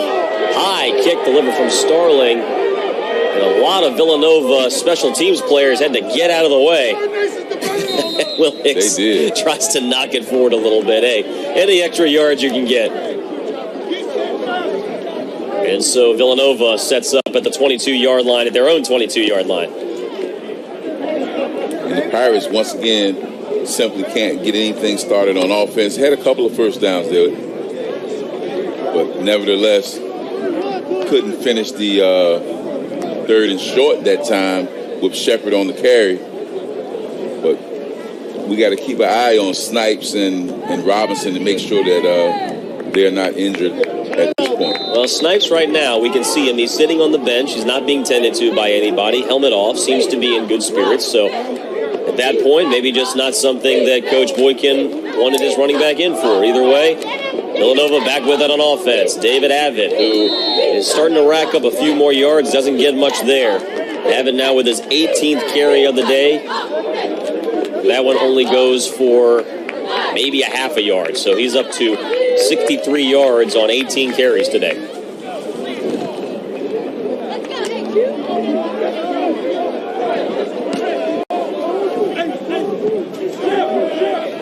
Connor Watkins, the quarterback, 5 of 16, 60 yards, and now with 3 wide. 2nd down and 10. They go back to that ground and pound, and he is met at the line by big number 98, Jazari Priester. Wholesale substitutions coming in for the Pirates. This is probably your team that rushes the quarterback the best. That speed and quickness coming off the edge. Possibly a blitz from Yeoman. A.K. Nance, who is the leading sackmeister on the team, he is in the game at defensive line. Big 3rd down coming. 3rd down and 7. Here comes the pressure. Will Hicks shows blitz, and here he comes, and here they come. Watkins launches, man wide open. That is Sanchez. Speed to burn, still on his feet. Here goes Sanchez to the 10, to the goal line. Out of bounds at the 1, and a flag thrown likely for horse collar. We called it. It's going to be a horse collar on the 1-yard line. Jalen Sanchez, the junior from New Jersey, gets his team all the way down to the 1-yard line. Horse collar tackle. Defense number 3. After this is the goal, will be 1st down. And that's one of the things that happens when you don't get to the quarterback on that blitz. You have one-on-one coverage in the secondary, and Sanchez beat that one-on-one coverage from Everett, outruns them down the sideline to the goal line. Boy, Sanchez showed some serious speed there. Outran Trey Everett and almost outran Darius Gooden to the end zone, and Gooden could do nothing more than grab him by the horse collar, and now this sets up that big rushing attack for Villanova. maybe a discombobulated play, and that, I believe, was Isaiah Ragland got the call at running back, but he goes backwards. The initial contact was deep in the backfield. Looked like our guy Everett again, but almost a 5-yard loss. And by the way, with that stop at the 1-yard line, Sanchez not only denied a touchdown, denied a 100-yard receiving game, at least as of right now. Pass play went for 72 yards. It's still 2nd and goal from the 4-yard line. The give to the goal line. Did he get in? It's Bell, and it's a touchdown. The linebacker gets his team across the goal line. Yeah, Bell looked like he may have been stopped on a... This will be an interesting replay. I'm sure they're going to replay it. Very, very close. Let's see what this brings up. Ruling on the field of a touchdown is under further review. Had some space. Elbow down right there. So where is the ball as the elbow touched the ground? The elbow marks you down. Brandon Bell, one of the best linebackers in the conference, showing he can run the rock. And as of right now, the call on the field is a touchdown. So there has to be, as we've said a few times today, indisputable video evidence that he was short of that goal line. And I'm not sure that this replay is really going to tell us anything different. From our angle, it's going to be tough to see. But I think he's down. Yeah, he's down before the ball crosses the goal line. The elbow is down, and it looks like he's near the 1-yard line, if you ask me, from my vantage point, looking at my replay. Now, the officials, they may have something from the goal line that may show something different. But it looked like his elbow, as he was spinning, the ball may have been maybe closer to the 1-yard line. The problem you're going to have is there's no way to completely confirm that. It's all a guessing game to that point as to where the ball was. After further review, ruling on the field stands, touchdown. Right, because you can't overturn it if you can't tell where the ball is, and I'm guessing the official had pretty much the same view that we had. So ring the bell. Brandon Bell is into the end zone. 2nd touchdown of the day for Villanova, and the Wildcats are looking to take a 13-point lead with under 5 minutes left to play in this 3rd quarter. Gedman swings his leg through it. Extra point is up and good. And Villanova with a 20-7 lead over Hampton. Back after this on Flow Sports.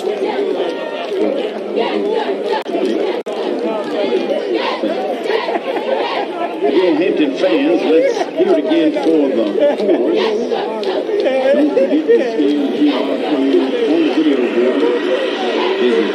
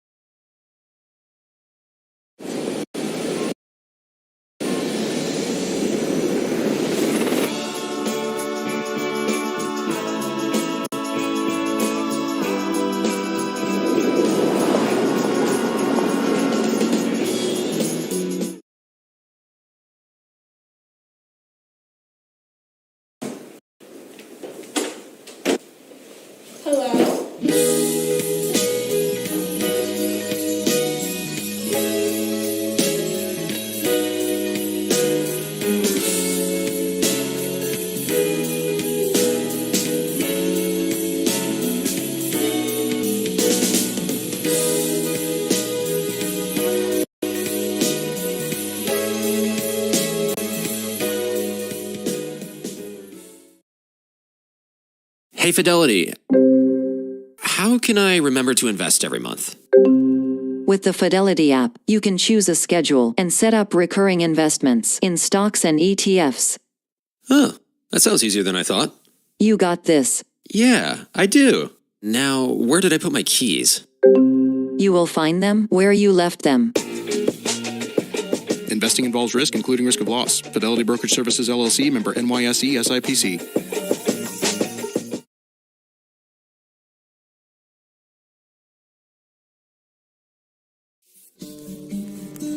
You're invited to take a vacation. That's where we stand, 20-7, 13th ranked Villanova in their first trip ever to Armstrong Stadium, 13-point lead over the home Hampton Pirates, who are looking for their third win in a row under now head coach Trent Boykin, but now they got work to do.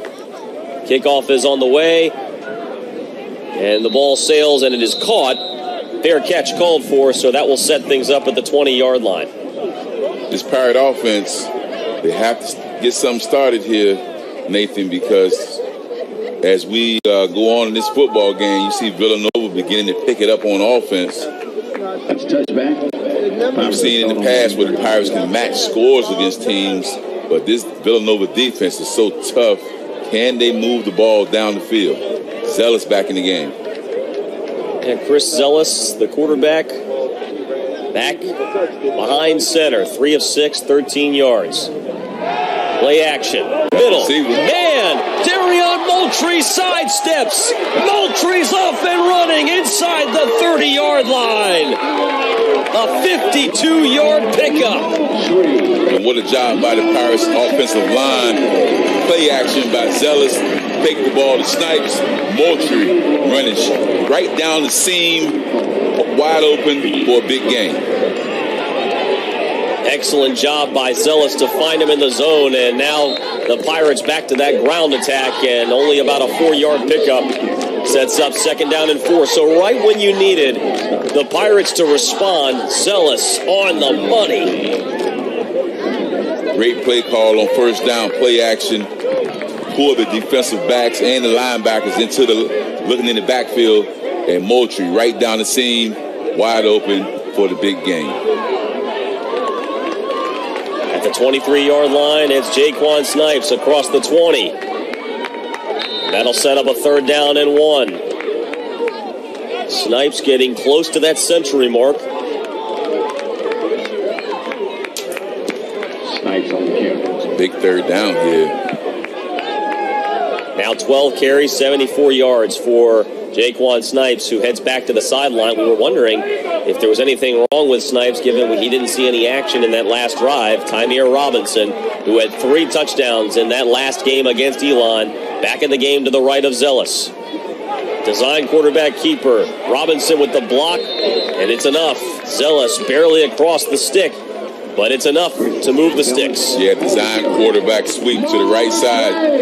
Zealous was running that all the way. No doubt about it. Picked up the 1st down. 3 minutes and counting here in this 3rd quarter.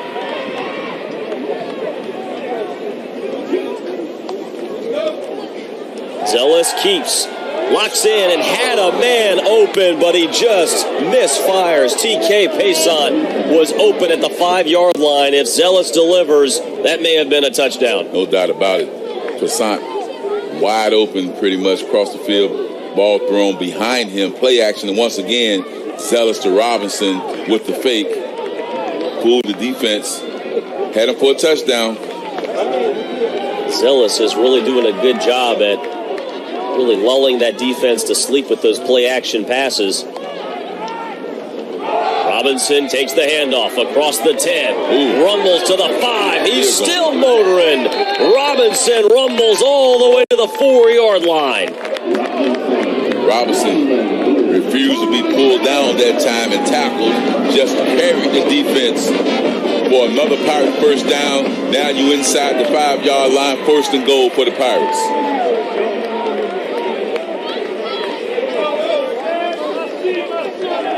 And now here comes the goal line package for Hampton. Inside the 5 to the 4. Under center. Don't see this a whole lot from the Pirates. Zealous the snap, the give. Jaquan Snipes fights for that goal line. Villanova wraps him up and brings him down short of it. Right at the 1 yard line, Snipes with the power running. And Hampton quick to the line. Looking for that tush push. Zealous under center, the snap. And he's not going to get it. I think Villanova stood him up. He's close, but... And sure enough, it'll be third down and a huge third down coming. Third down and goal for this Pirates offense. Down 13 points. A minute 30 left in this third quarter. And now you look at the Pirates, and offensively, this is 4 down territory, obviously. Probably going to feed Snipes one more time and try to get him inside the end zone. Snipes 5 yards in the backfield, and a timeout is called. And Villanova. Timeout. Villanova.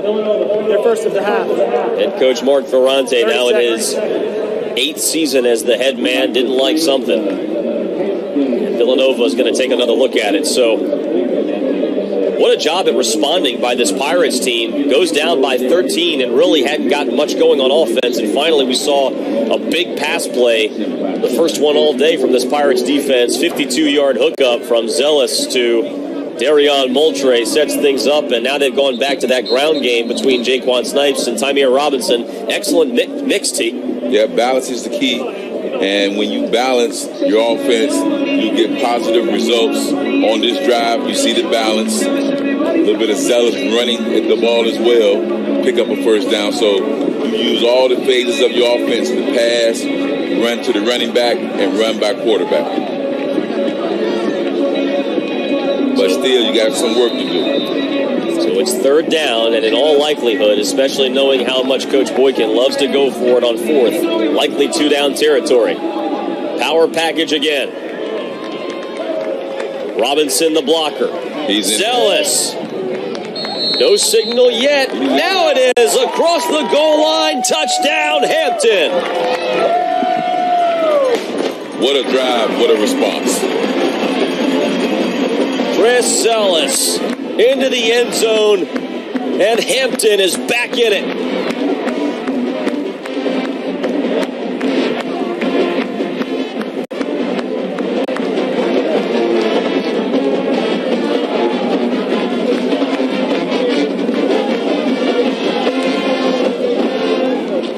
Chris Zealous now with his 5th rushing touchdown of the season. And it's a huge one. Gets this thing back to within 6. Chris Zealous finds the end zone for Hampton. And we're down to a 6-point game at Armstrong. Back after this on Flow Sports.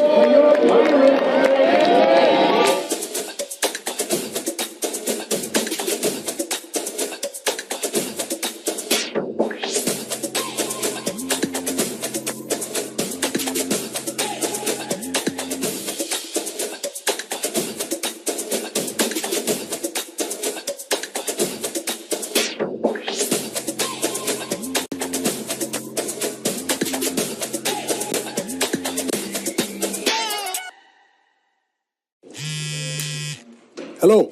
Wale, what are you up to? Terry, I'm on set.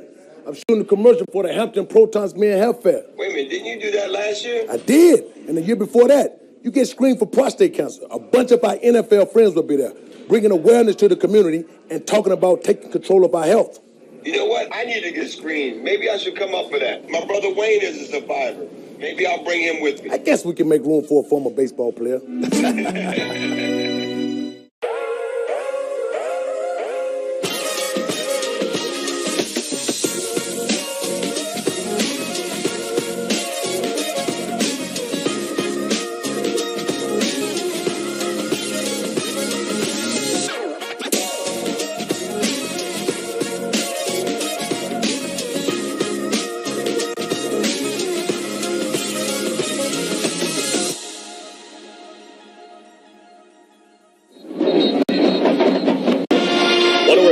By this Hampton team, fell behind by 13 after the rushing touchdown by Brendan Bell from Villanova.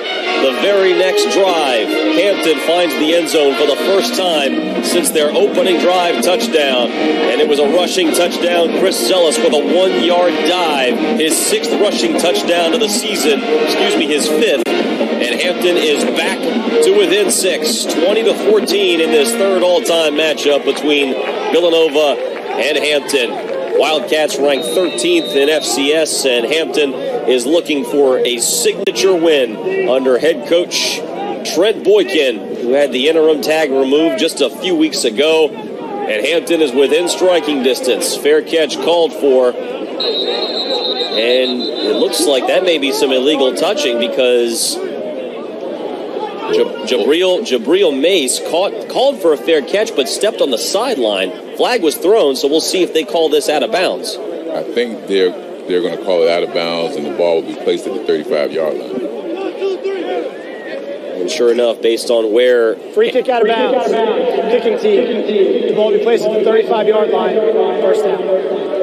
Very close. I'm not even sure Mace even had to try to catch that one based on where that one was heading. Either way, it's a mistake by Brian Jahowski, place kicker for Hampton. You're right. Because now you talk about momentum, T, and we've talked about the momentum swings in the last several drives between these two, and it can very well easily give it right back to Villanova. Sets up at the 35-yard line. It's all about field position at this point. Fake to Mace. And the swing, short pass delivered. Nolan Clayton has the catch across the 35. Some pushing and shoving, and there is a flag thrown. And maybe the officials caught the retaliation. Either that or holding.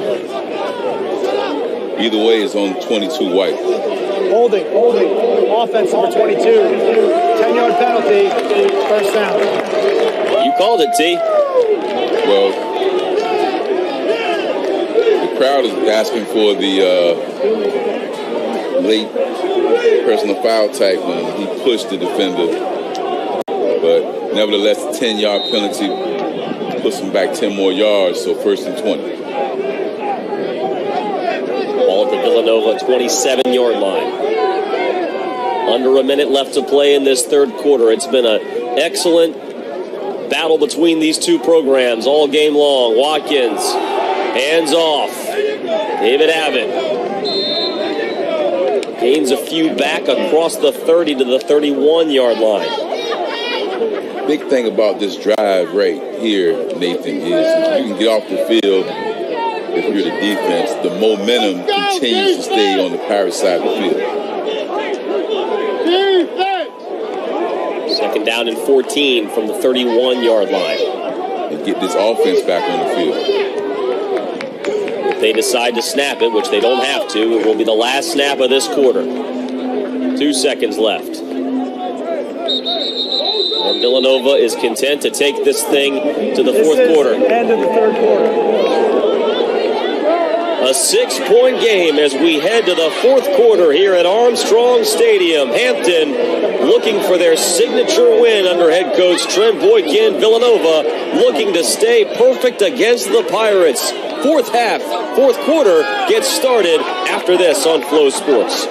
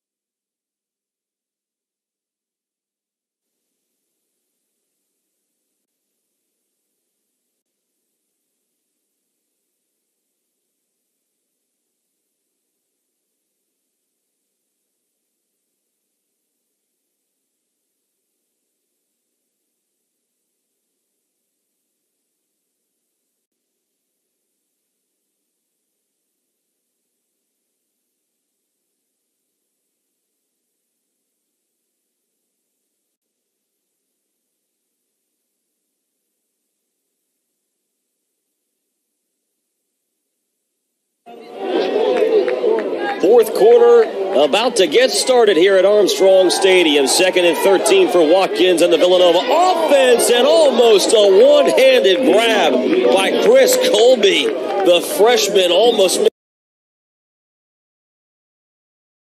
We handcraft every Stearns & Foster using the finest materials like indulgent memory foam and ultra-conforming inner springs for a beautiful mattress and indescribable comfort. Get a Stearns & Foster for $1 a month for the first 3 months when you shop at Mattress Firm. Defense to get off the field and get the offense the ball back. Colby only with 3 catches on the season, and his 4th not only would have resulted in a first down for Villanova, but man, oh man, highlights. Might have been seeing that one on SportsCenter. What a big play this is. 6-point game. 3rd down and 13. Watkins with a short throw. David Abbott has a lot of room, but not enough. Trey Everett III finishes the deal at the 42-yard line. About an 11-yard pickup, 2 yards shy of the first down needed. And sure enough, Ethan Getman walks onto the field. It is punt formation coming for Villanova. Pirate defense stopped them on 3rd down, got off the field, so the offense will get a chance to get the ball back and possibly take the lead in this football game. Donovan Shepard is the return man back for Hampton. Talk about some swings in this game. Villanova took a 13-point edge. Hampton responds with a big drive. Shepard has to backpedal, and that thing just takes a pitching wedge bounce and stops right inside the 10. A spectacular punt from Ethan Getman.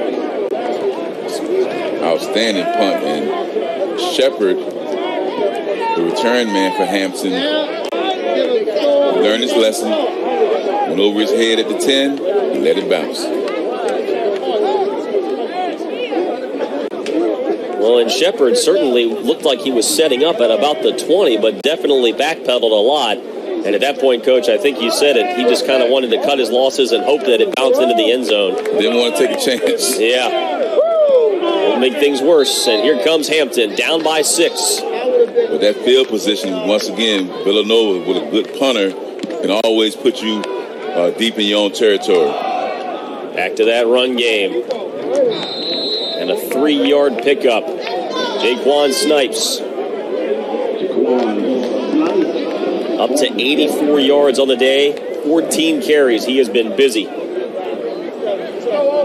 Last drive covered 75 yards in 9 plays. Took up almost 4 minutes of playing time. And that touchdown run by Zealous cut the lead to 6.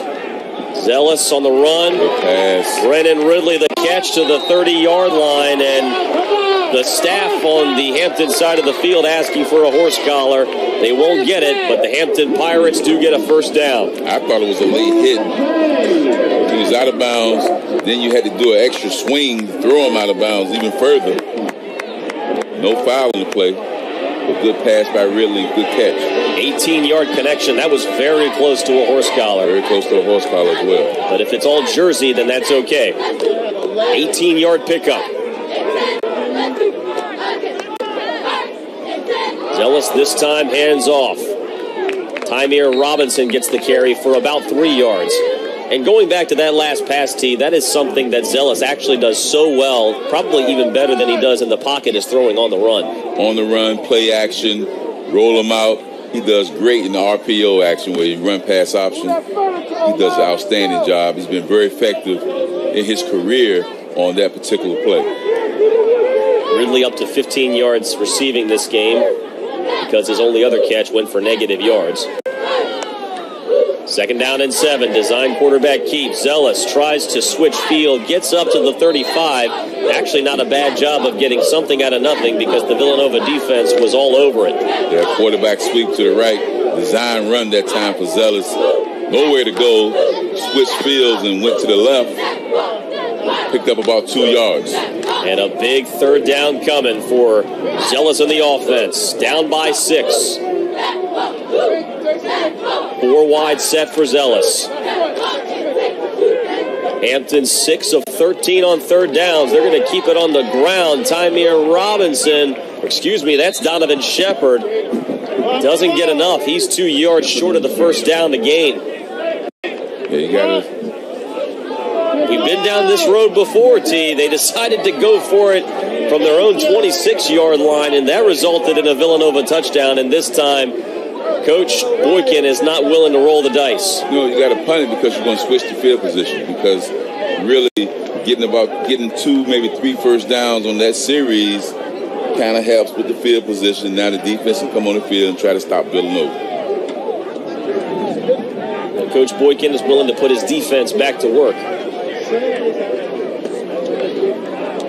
Starling back to punt. From his own 25-yard line, fair catch called for.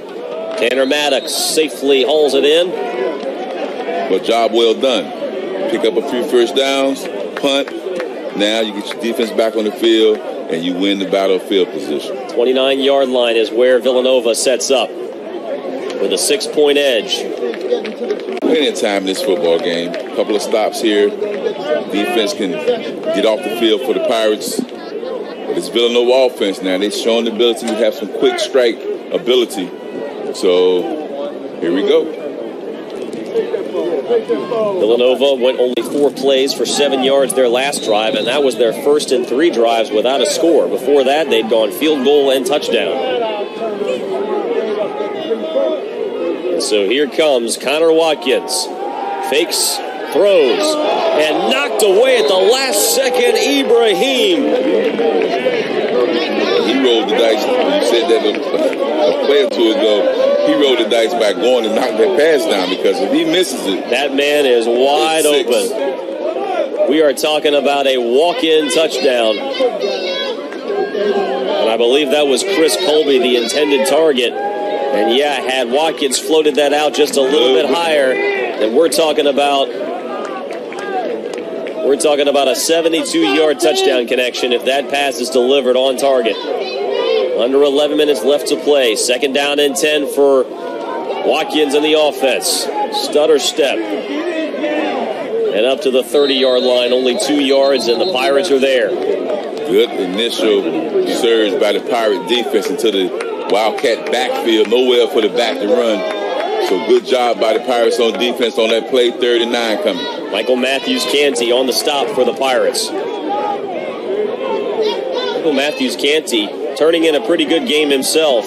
Now up to 5 total tackles and 4 of them solo. Now do you go all out blitz here and go man-to-man in the secondary, or do you run zone and count on your front 4? The last time the Pirates sent the house, Sanchez was there wide open. They dropped back that time and count on your front 4, and you got it done. And there it is. Brought down in the backfield. That's a sack. Tyler Dixie wraps him up and brings him down. Richard Kramer is there on the sack as well. Show blitz, backed out into zone in the secondary. 4-man rush. That's what you want to do. Put pressure on the quarterback with the front 4. You got the sack. And excuse me, I gave some credit, but that was all Richard Kramer. Richard Kramer by himself with the play. The ball sent away on the punt. Fair catch called for, and it's hauled in by Donovan Shepard. And we're back to Hampton on offense at their own 31-yard line. Good job by the defense getting off the field in 3 plays. Don't miss the next 2. So the Pirates somewhat flipped the field a little bit. As we said, that's what you need to do, because you don't need to give the Wildcats any good field position, because that's what they thrive on. We'll call this a starting position at the 30-yard line. And T, if you want a little nugget for you, this 30-yard starting field position, their best starting field position all game. Doesn't say a whole lot, but hey, they'll take what they can get. The fake, Zealous, the keeper, across the 30, flag flies. Picks up about 4 yards, but we'll see what the flag is on. Looks like holding on offense.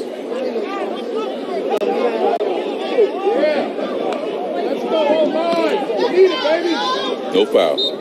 Okay, so I thought I saw a flag fly in the middle of that pile. Nothing there, and so we'll do it again. And this time it's a pickup of 4 yards, 2nd down and 6.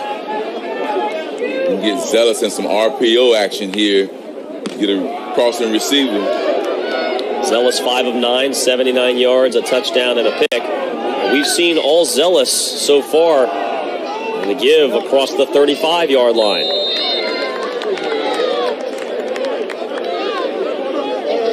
And that was Tymere Robinson. Another third down play. Third and about 4 for the Pirates. 8.5 minutes left and counting. 4 wide and a running back. That's Robinson to the right. Pirates 6 of 14 on third downs. That was the linebacker. Hartzell showing blitz. Backed off. Snaps it just in time as the play clock hits 0. Zealous on the keeper, and he is knocked down hard. That was Zamir Dauded. Lays down the lumber on Zealous, who gets up, seems to be okay, but it is short of a first down. And once again, Coach Boykin is not willing to roll the dice. You have to punt in this situation, but another third down stop by this Wildcat defense. They've been stellar throughout the day. Zealous with the roll to the left, try to keep it on himself, not able to pick up the first down. 4th down. 3 and out the first time the Pirates, 4th time the Pirates have gone 3 and out this game. Starling into punt, and Maddox, the man, back deep.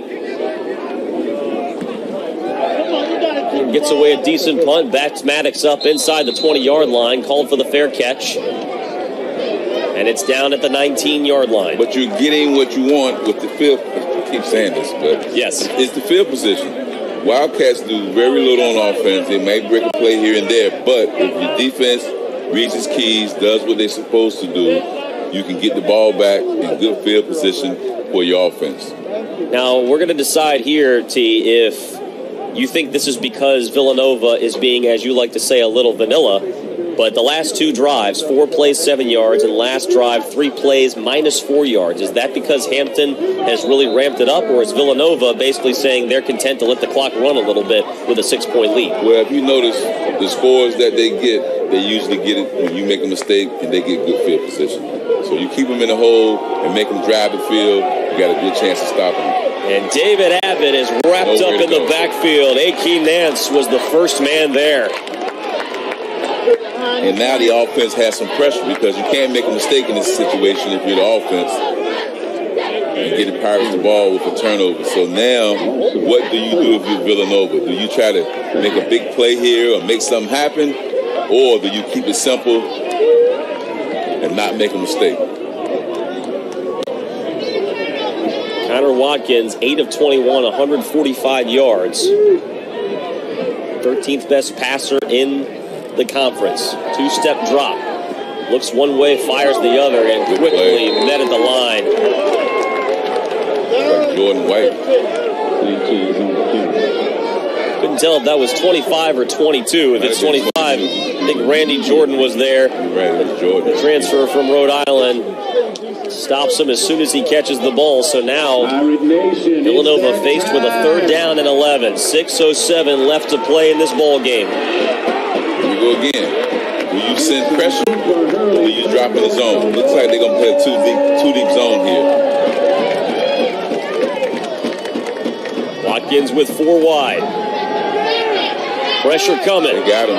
Watkins in pursuit, and he goes down. Flag is down. Jaziri Priester is there for the sack. You see the referee throw his flag behind the line. The offensive line is going to be probably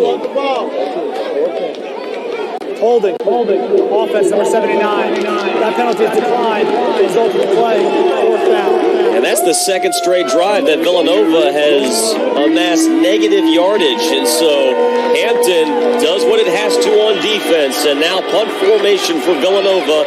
Under 6 minutes left. And at this point, T, I got a feeling all those 4th down plays that Coach Boykin has in his pocket, he's going to start using them, because I don't think we're going to see punt formation from Hampton anytime soon. Well, the field has totally flipped.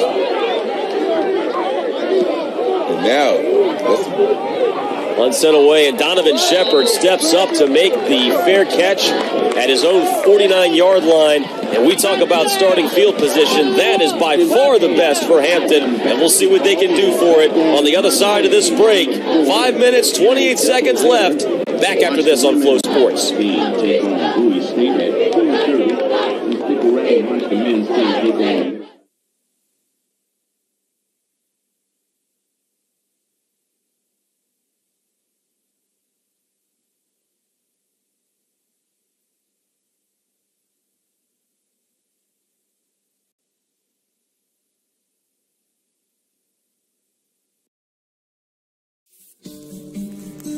You're invited to take a vacation from everybody else's vacation. Far away from long lines, heavy traffic, and jam-packed schedules. To a place where you're free to explore and discover. Where you can wander and be filled with wonder. Find your own way in Mississippi. Wanderers welcome.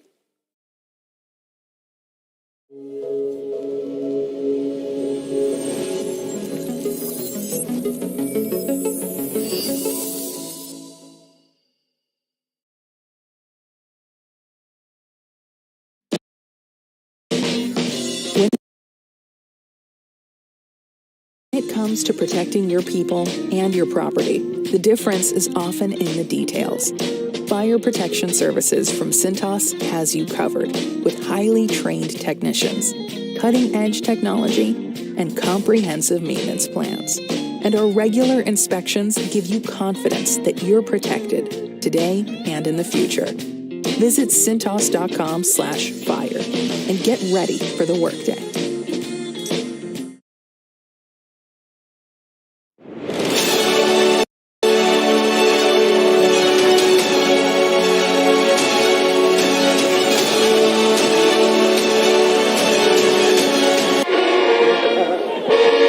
Crunch time for Hampton University on a 2-game win streak. Third meeting all time against Villanova. First time they faced the Wildcats on their home turf, and here they are on their own 49-yard line, down by 6 and 5 minutes, 28 seconds left to work with.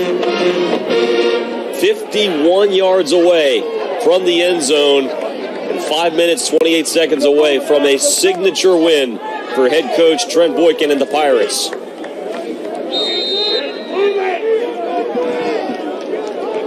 Chris Zellis is the man at quarterback. Fakes it. Looks middle. Got a man wide open, and he just misses Kamari Gray. Gray would have walked into the end zone for his second touchdown, and Zellis overthrows him, and an opportunity gone by for the Pirates. Yeah, just couldn't figure out which side of the passing play did Gray want the ball, whether it was inside or outside. Good play action, fooled the Wildcats, but overthrown pass. Sometimes when those opportunities come around, you never know when they're going to come again. Donovan Shepard the handoff. Big chunk of change, about 7 yards, maybe 8, to the 44-yard line of Villanova, and that sets up a third down and short. The Shepard has that speed, that burst, change of pace back for the Pirates. So third and short, and as you said earlier, this may be 4-down situation. 156 yards rushing for the Pirates as a team. Donovan Shepard, 6 carries, 11 yards, and he is the man behind Chris Zellis. Third down. Shepard, the handoff, and he gets no further. May have even lost a yard there. And so now here is that decision time we were talking about. You still have 2 timeouts left if you're Hampton. So, T, with 4 minutes, 30 seconds left, the decision is, do you put the punt team out there and try to pin Villanova back, or do you try to go for it with potentially the game on the line? Because technically you have 3 timeouts because of the 2-minute warning. So, it's a tough situation, but you can't use your timeout now. We got 12 seconds on the play clock. I'm not sure what. Well, at this point, he's going to have to use a timeout with only 4 seconds left on the play clock. There may have been some confusion there. Timeout. Hampton. But now you have to Second of the go. half. 30 seconds. There's no doubt now because just use your second timeout. Some confusion as to what to do. So while we have a minute, game reset for you. Hampton took the first quarter lead on a 75-yard touchdown drive to open the game up. A touchdown toss from Chris Zealous to Kamari Gray gave Hampton the lead 7-0. Teams exchanged field goals a few times. Villanova retook a 10-7 lead, 13-7, and eventually looked like they were ready to walk away after a 1-yard Brendan Bell touchdown run gave the Wildcats a 20-7 lead, but the Pirates respond and retook the lead on a Chris Zealous 1-yard dive. It's all been Chris Zealous ever since then. Malcolm Mays has not seen action in this entire second half. But here we go. Zealous and the offense are back on the field for a 4th down and 2. Look for some rollout option here from Zealous. Looking for a crossing receiver. 10 of 13 on 4th downs all season. 83%. They lead the CAA. They need it here. Zealous to the outside. Knocked down. Incomplete. Ridley, the intended target. Jalen Goodman made the defensive play of the game. It was an incomplete pass. First down, Villanova. Goodman blankets Brennan Ridley and knocks down the 4th down pass. Pirates 0 of 2 on 4th down. No flags on the field. And now, if you're Hampton, you need a stop. You need a stop, and 4th down, you didn't quite get the play. You had a chance with Gray on that first down play when he was open, but that play, you're going to worry about that play coming back to haunt you. Zealous only 5 of 11, 79 yards and a touchdown, and now it's up to the Hampton defense to get another shot. Connor Watkins and the Villanova offense back on the field. They're going to keep it on the ground. David Abbott, been busy all afternoon. His 22nd carry goes for 3. 21 carries, 65 yards, only a 3.1 average per carry. So the Pirates have done a good job on Abbott. And again, he came into this game averaging 6.5 yards a carry. That's 19th nationally. And the Pirates, as you said, have done a pretty good job at slowing him down. Had a tremendous stretch, 37 carries, 343 yards, and 5 touchdowns in 2 games versus Long Island and Stony Brook. And here he is with the carry again, across midfield, close to first down yardage. Based on where the far side official is, might come up maybe an inch short. He carried a defender 2 or 3 yards to get close to that first down. So it is indeed 3rd down and short. 2 minutes, 53 seconds left. Hampton with only 1 timeout left, but they do get the 2-minute media timeout. 3rd down and maybe a foot.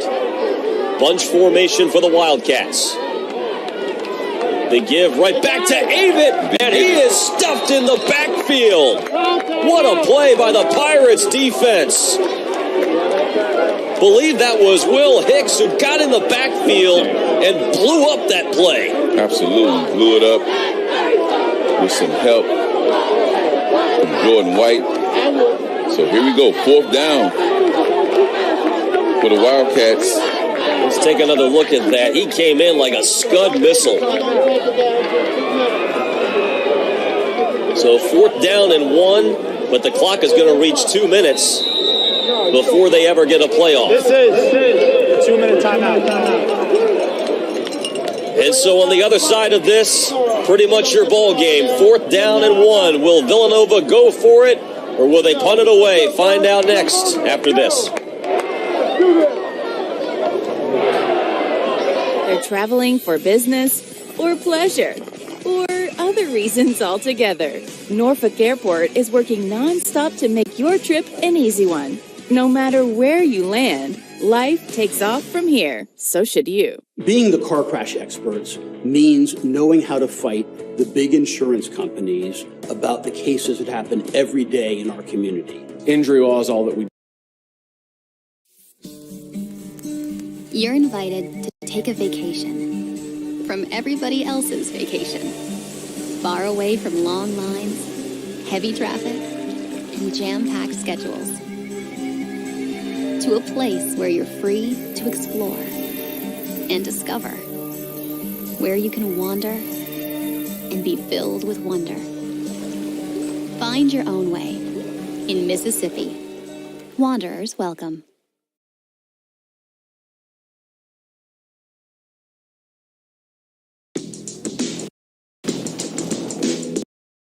Road and Track says, the Mazda CX-50's sharp cabin design punches above its class. But what we'd love to know is what you'll say.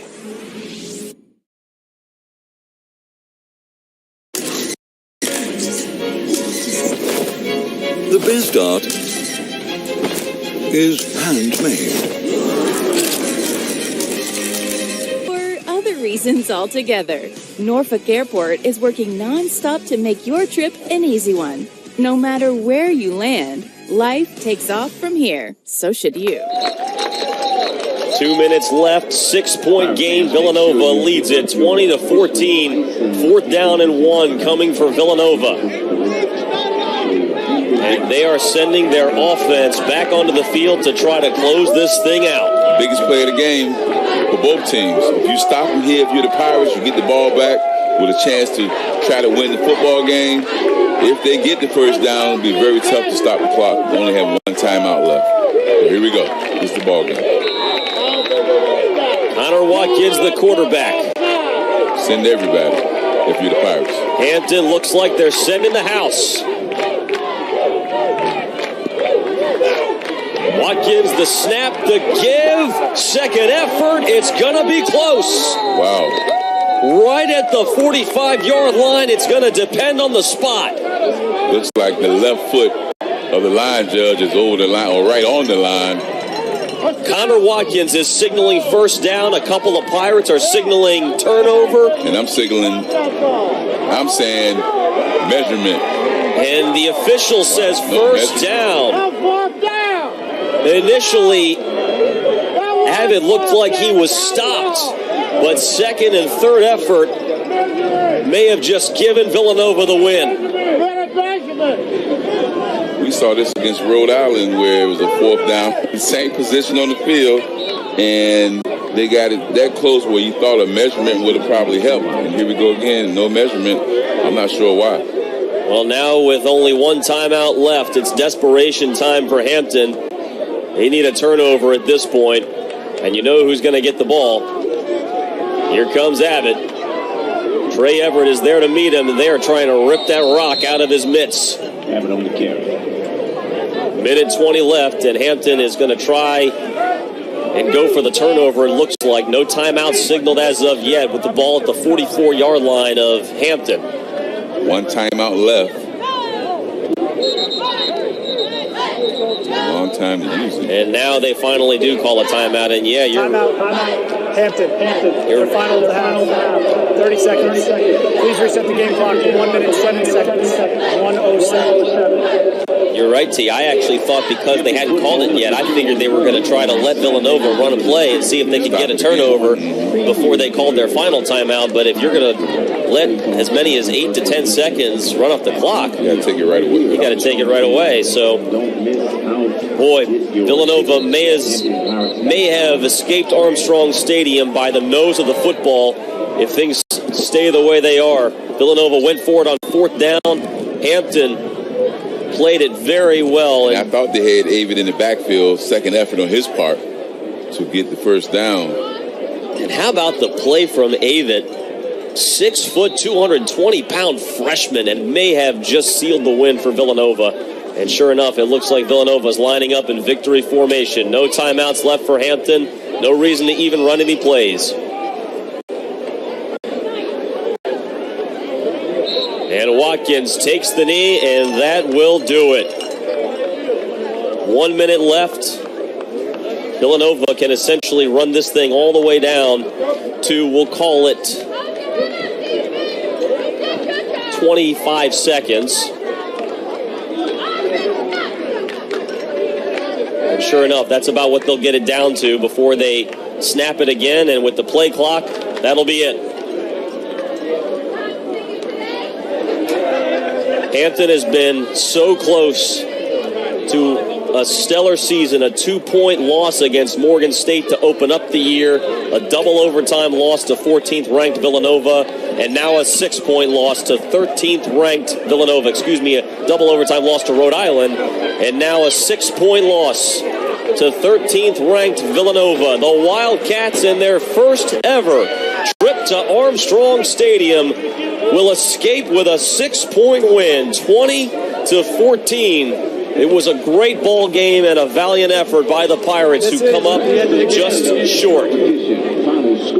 20-14, the final score. Indeed, the Pirates had their opportunities. When you think about going forward on 4th down from their own 26, Chris Zealous had an open man in Kamari Gray to start their last drive and just could not capitalize when they needed to. Final thoughts on this one? I mean, and also to play with TK Passant crossing on, possibly getting a touchdown near the end zone. But nevertheless, you can't take those plays back.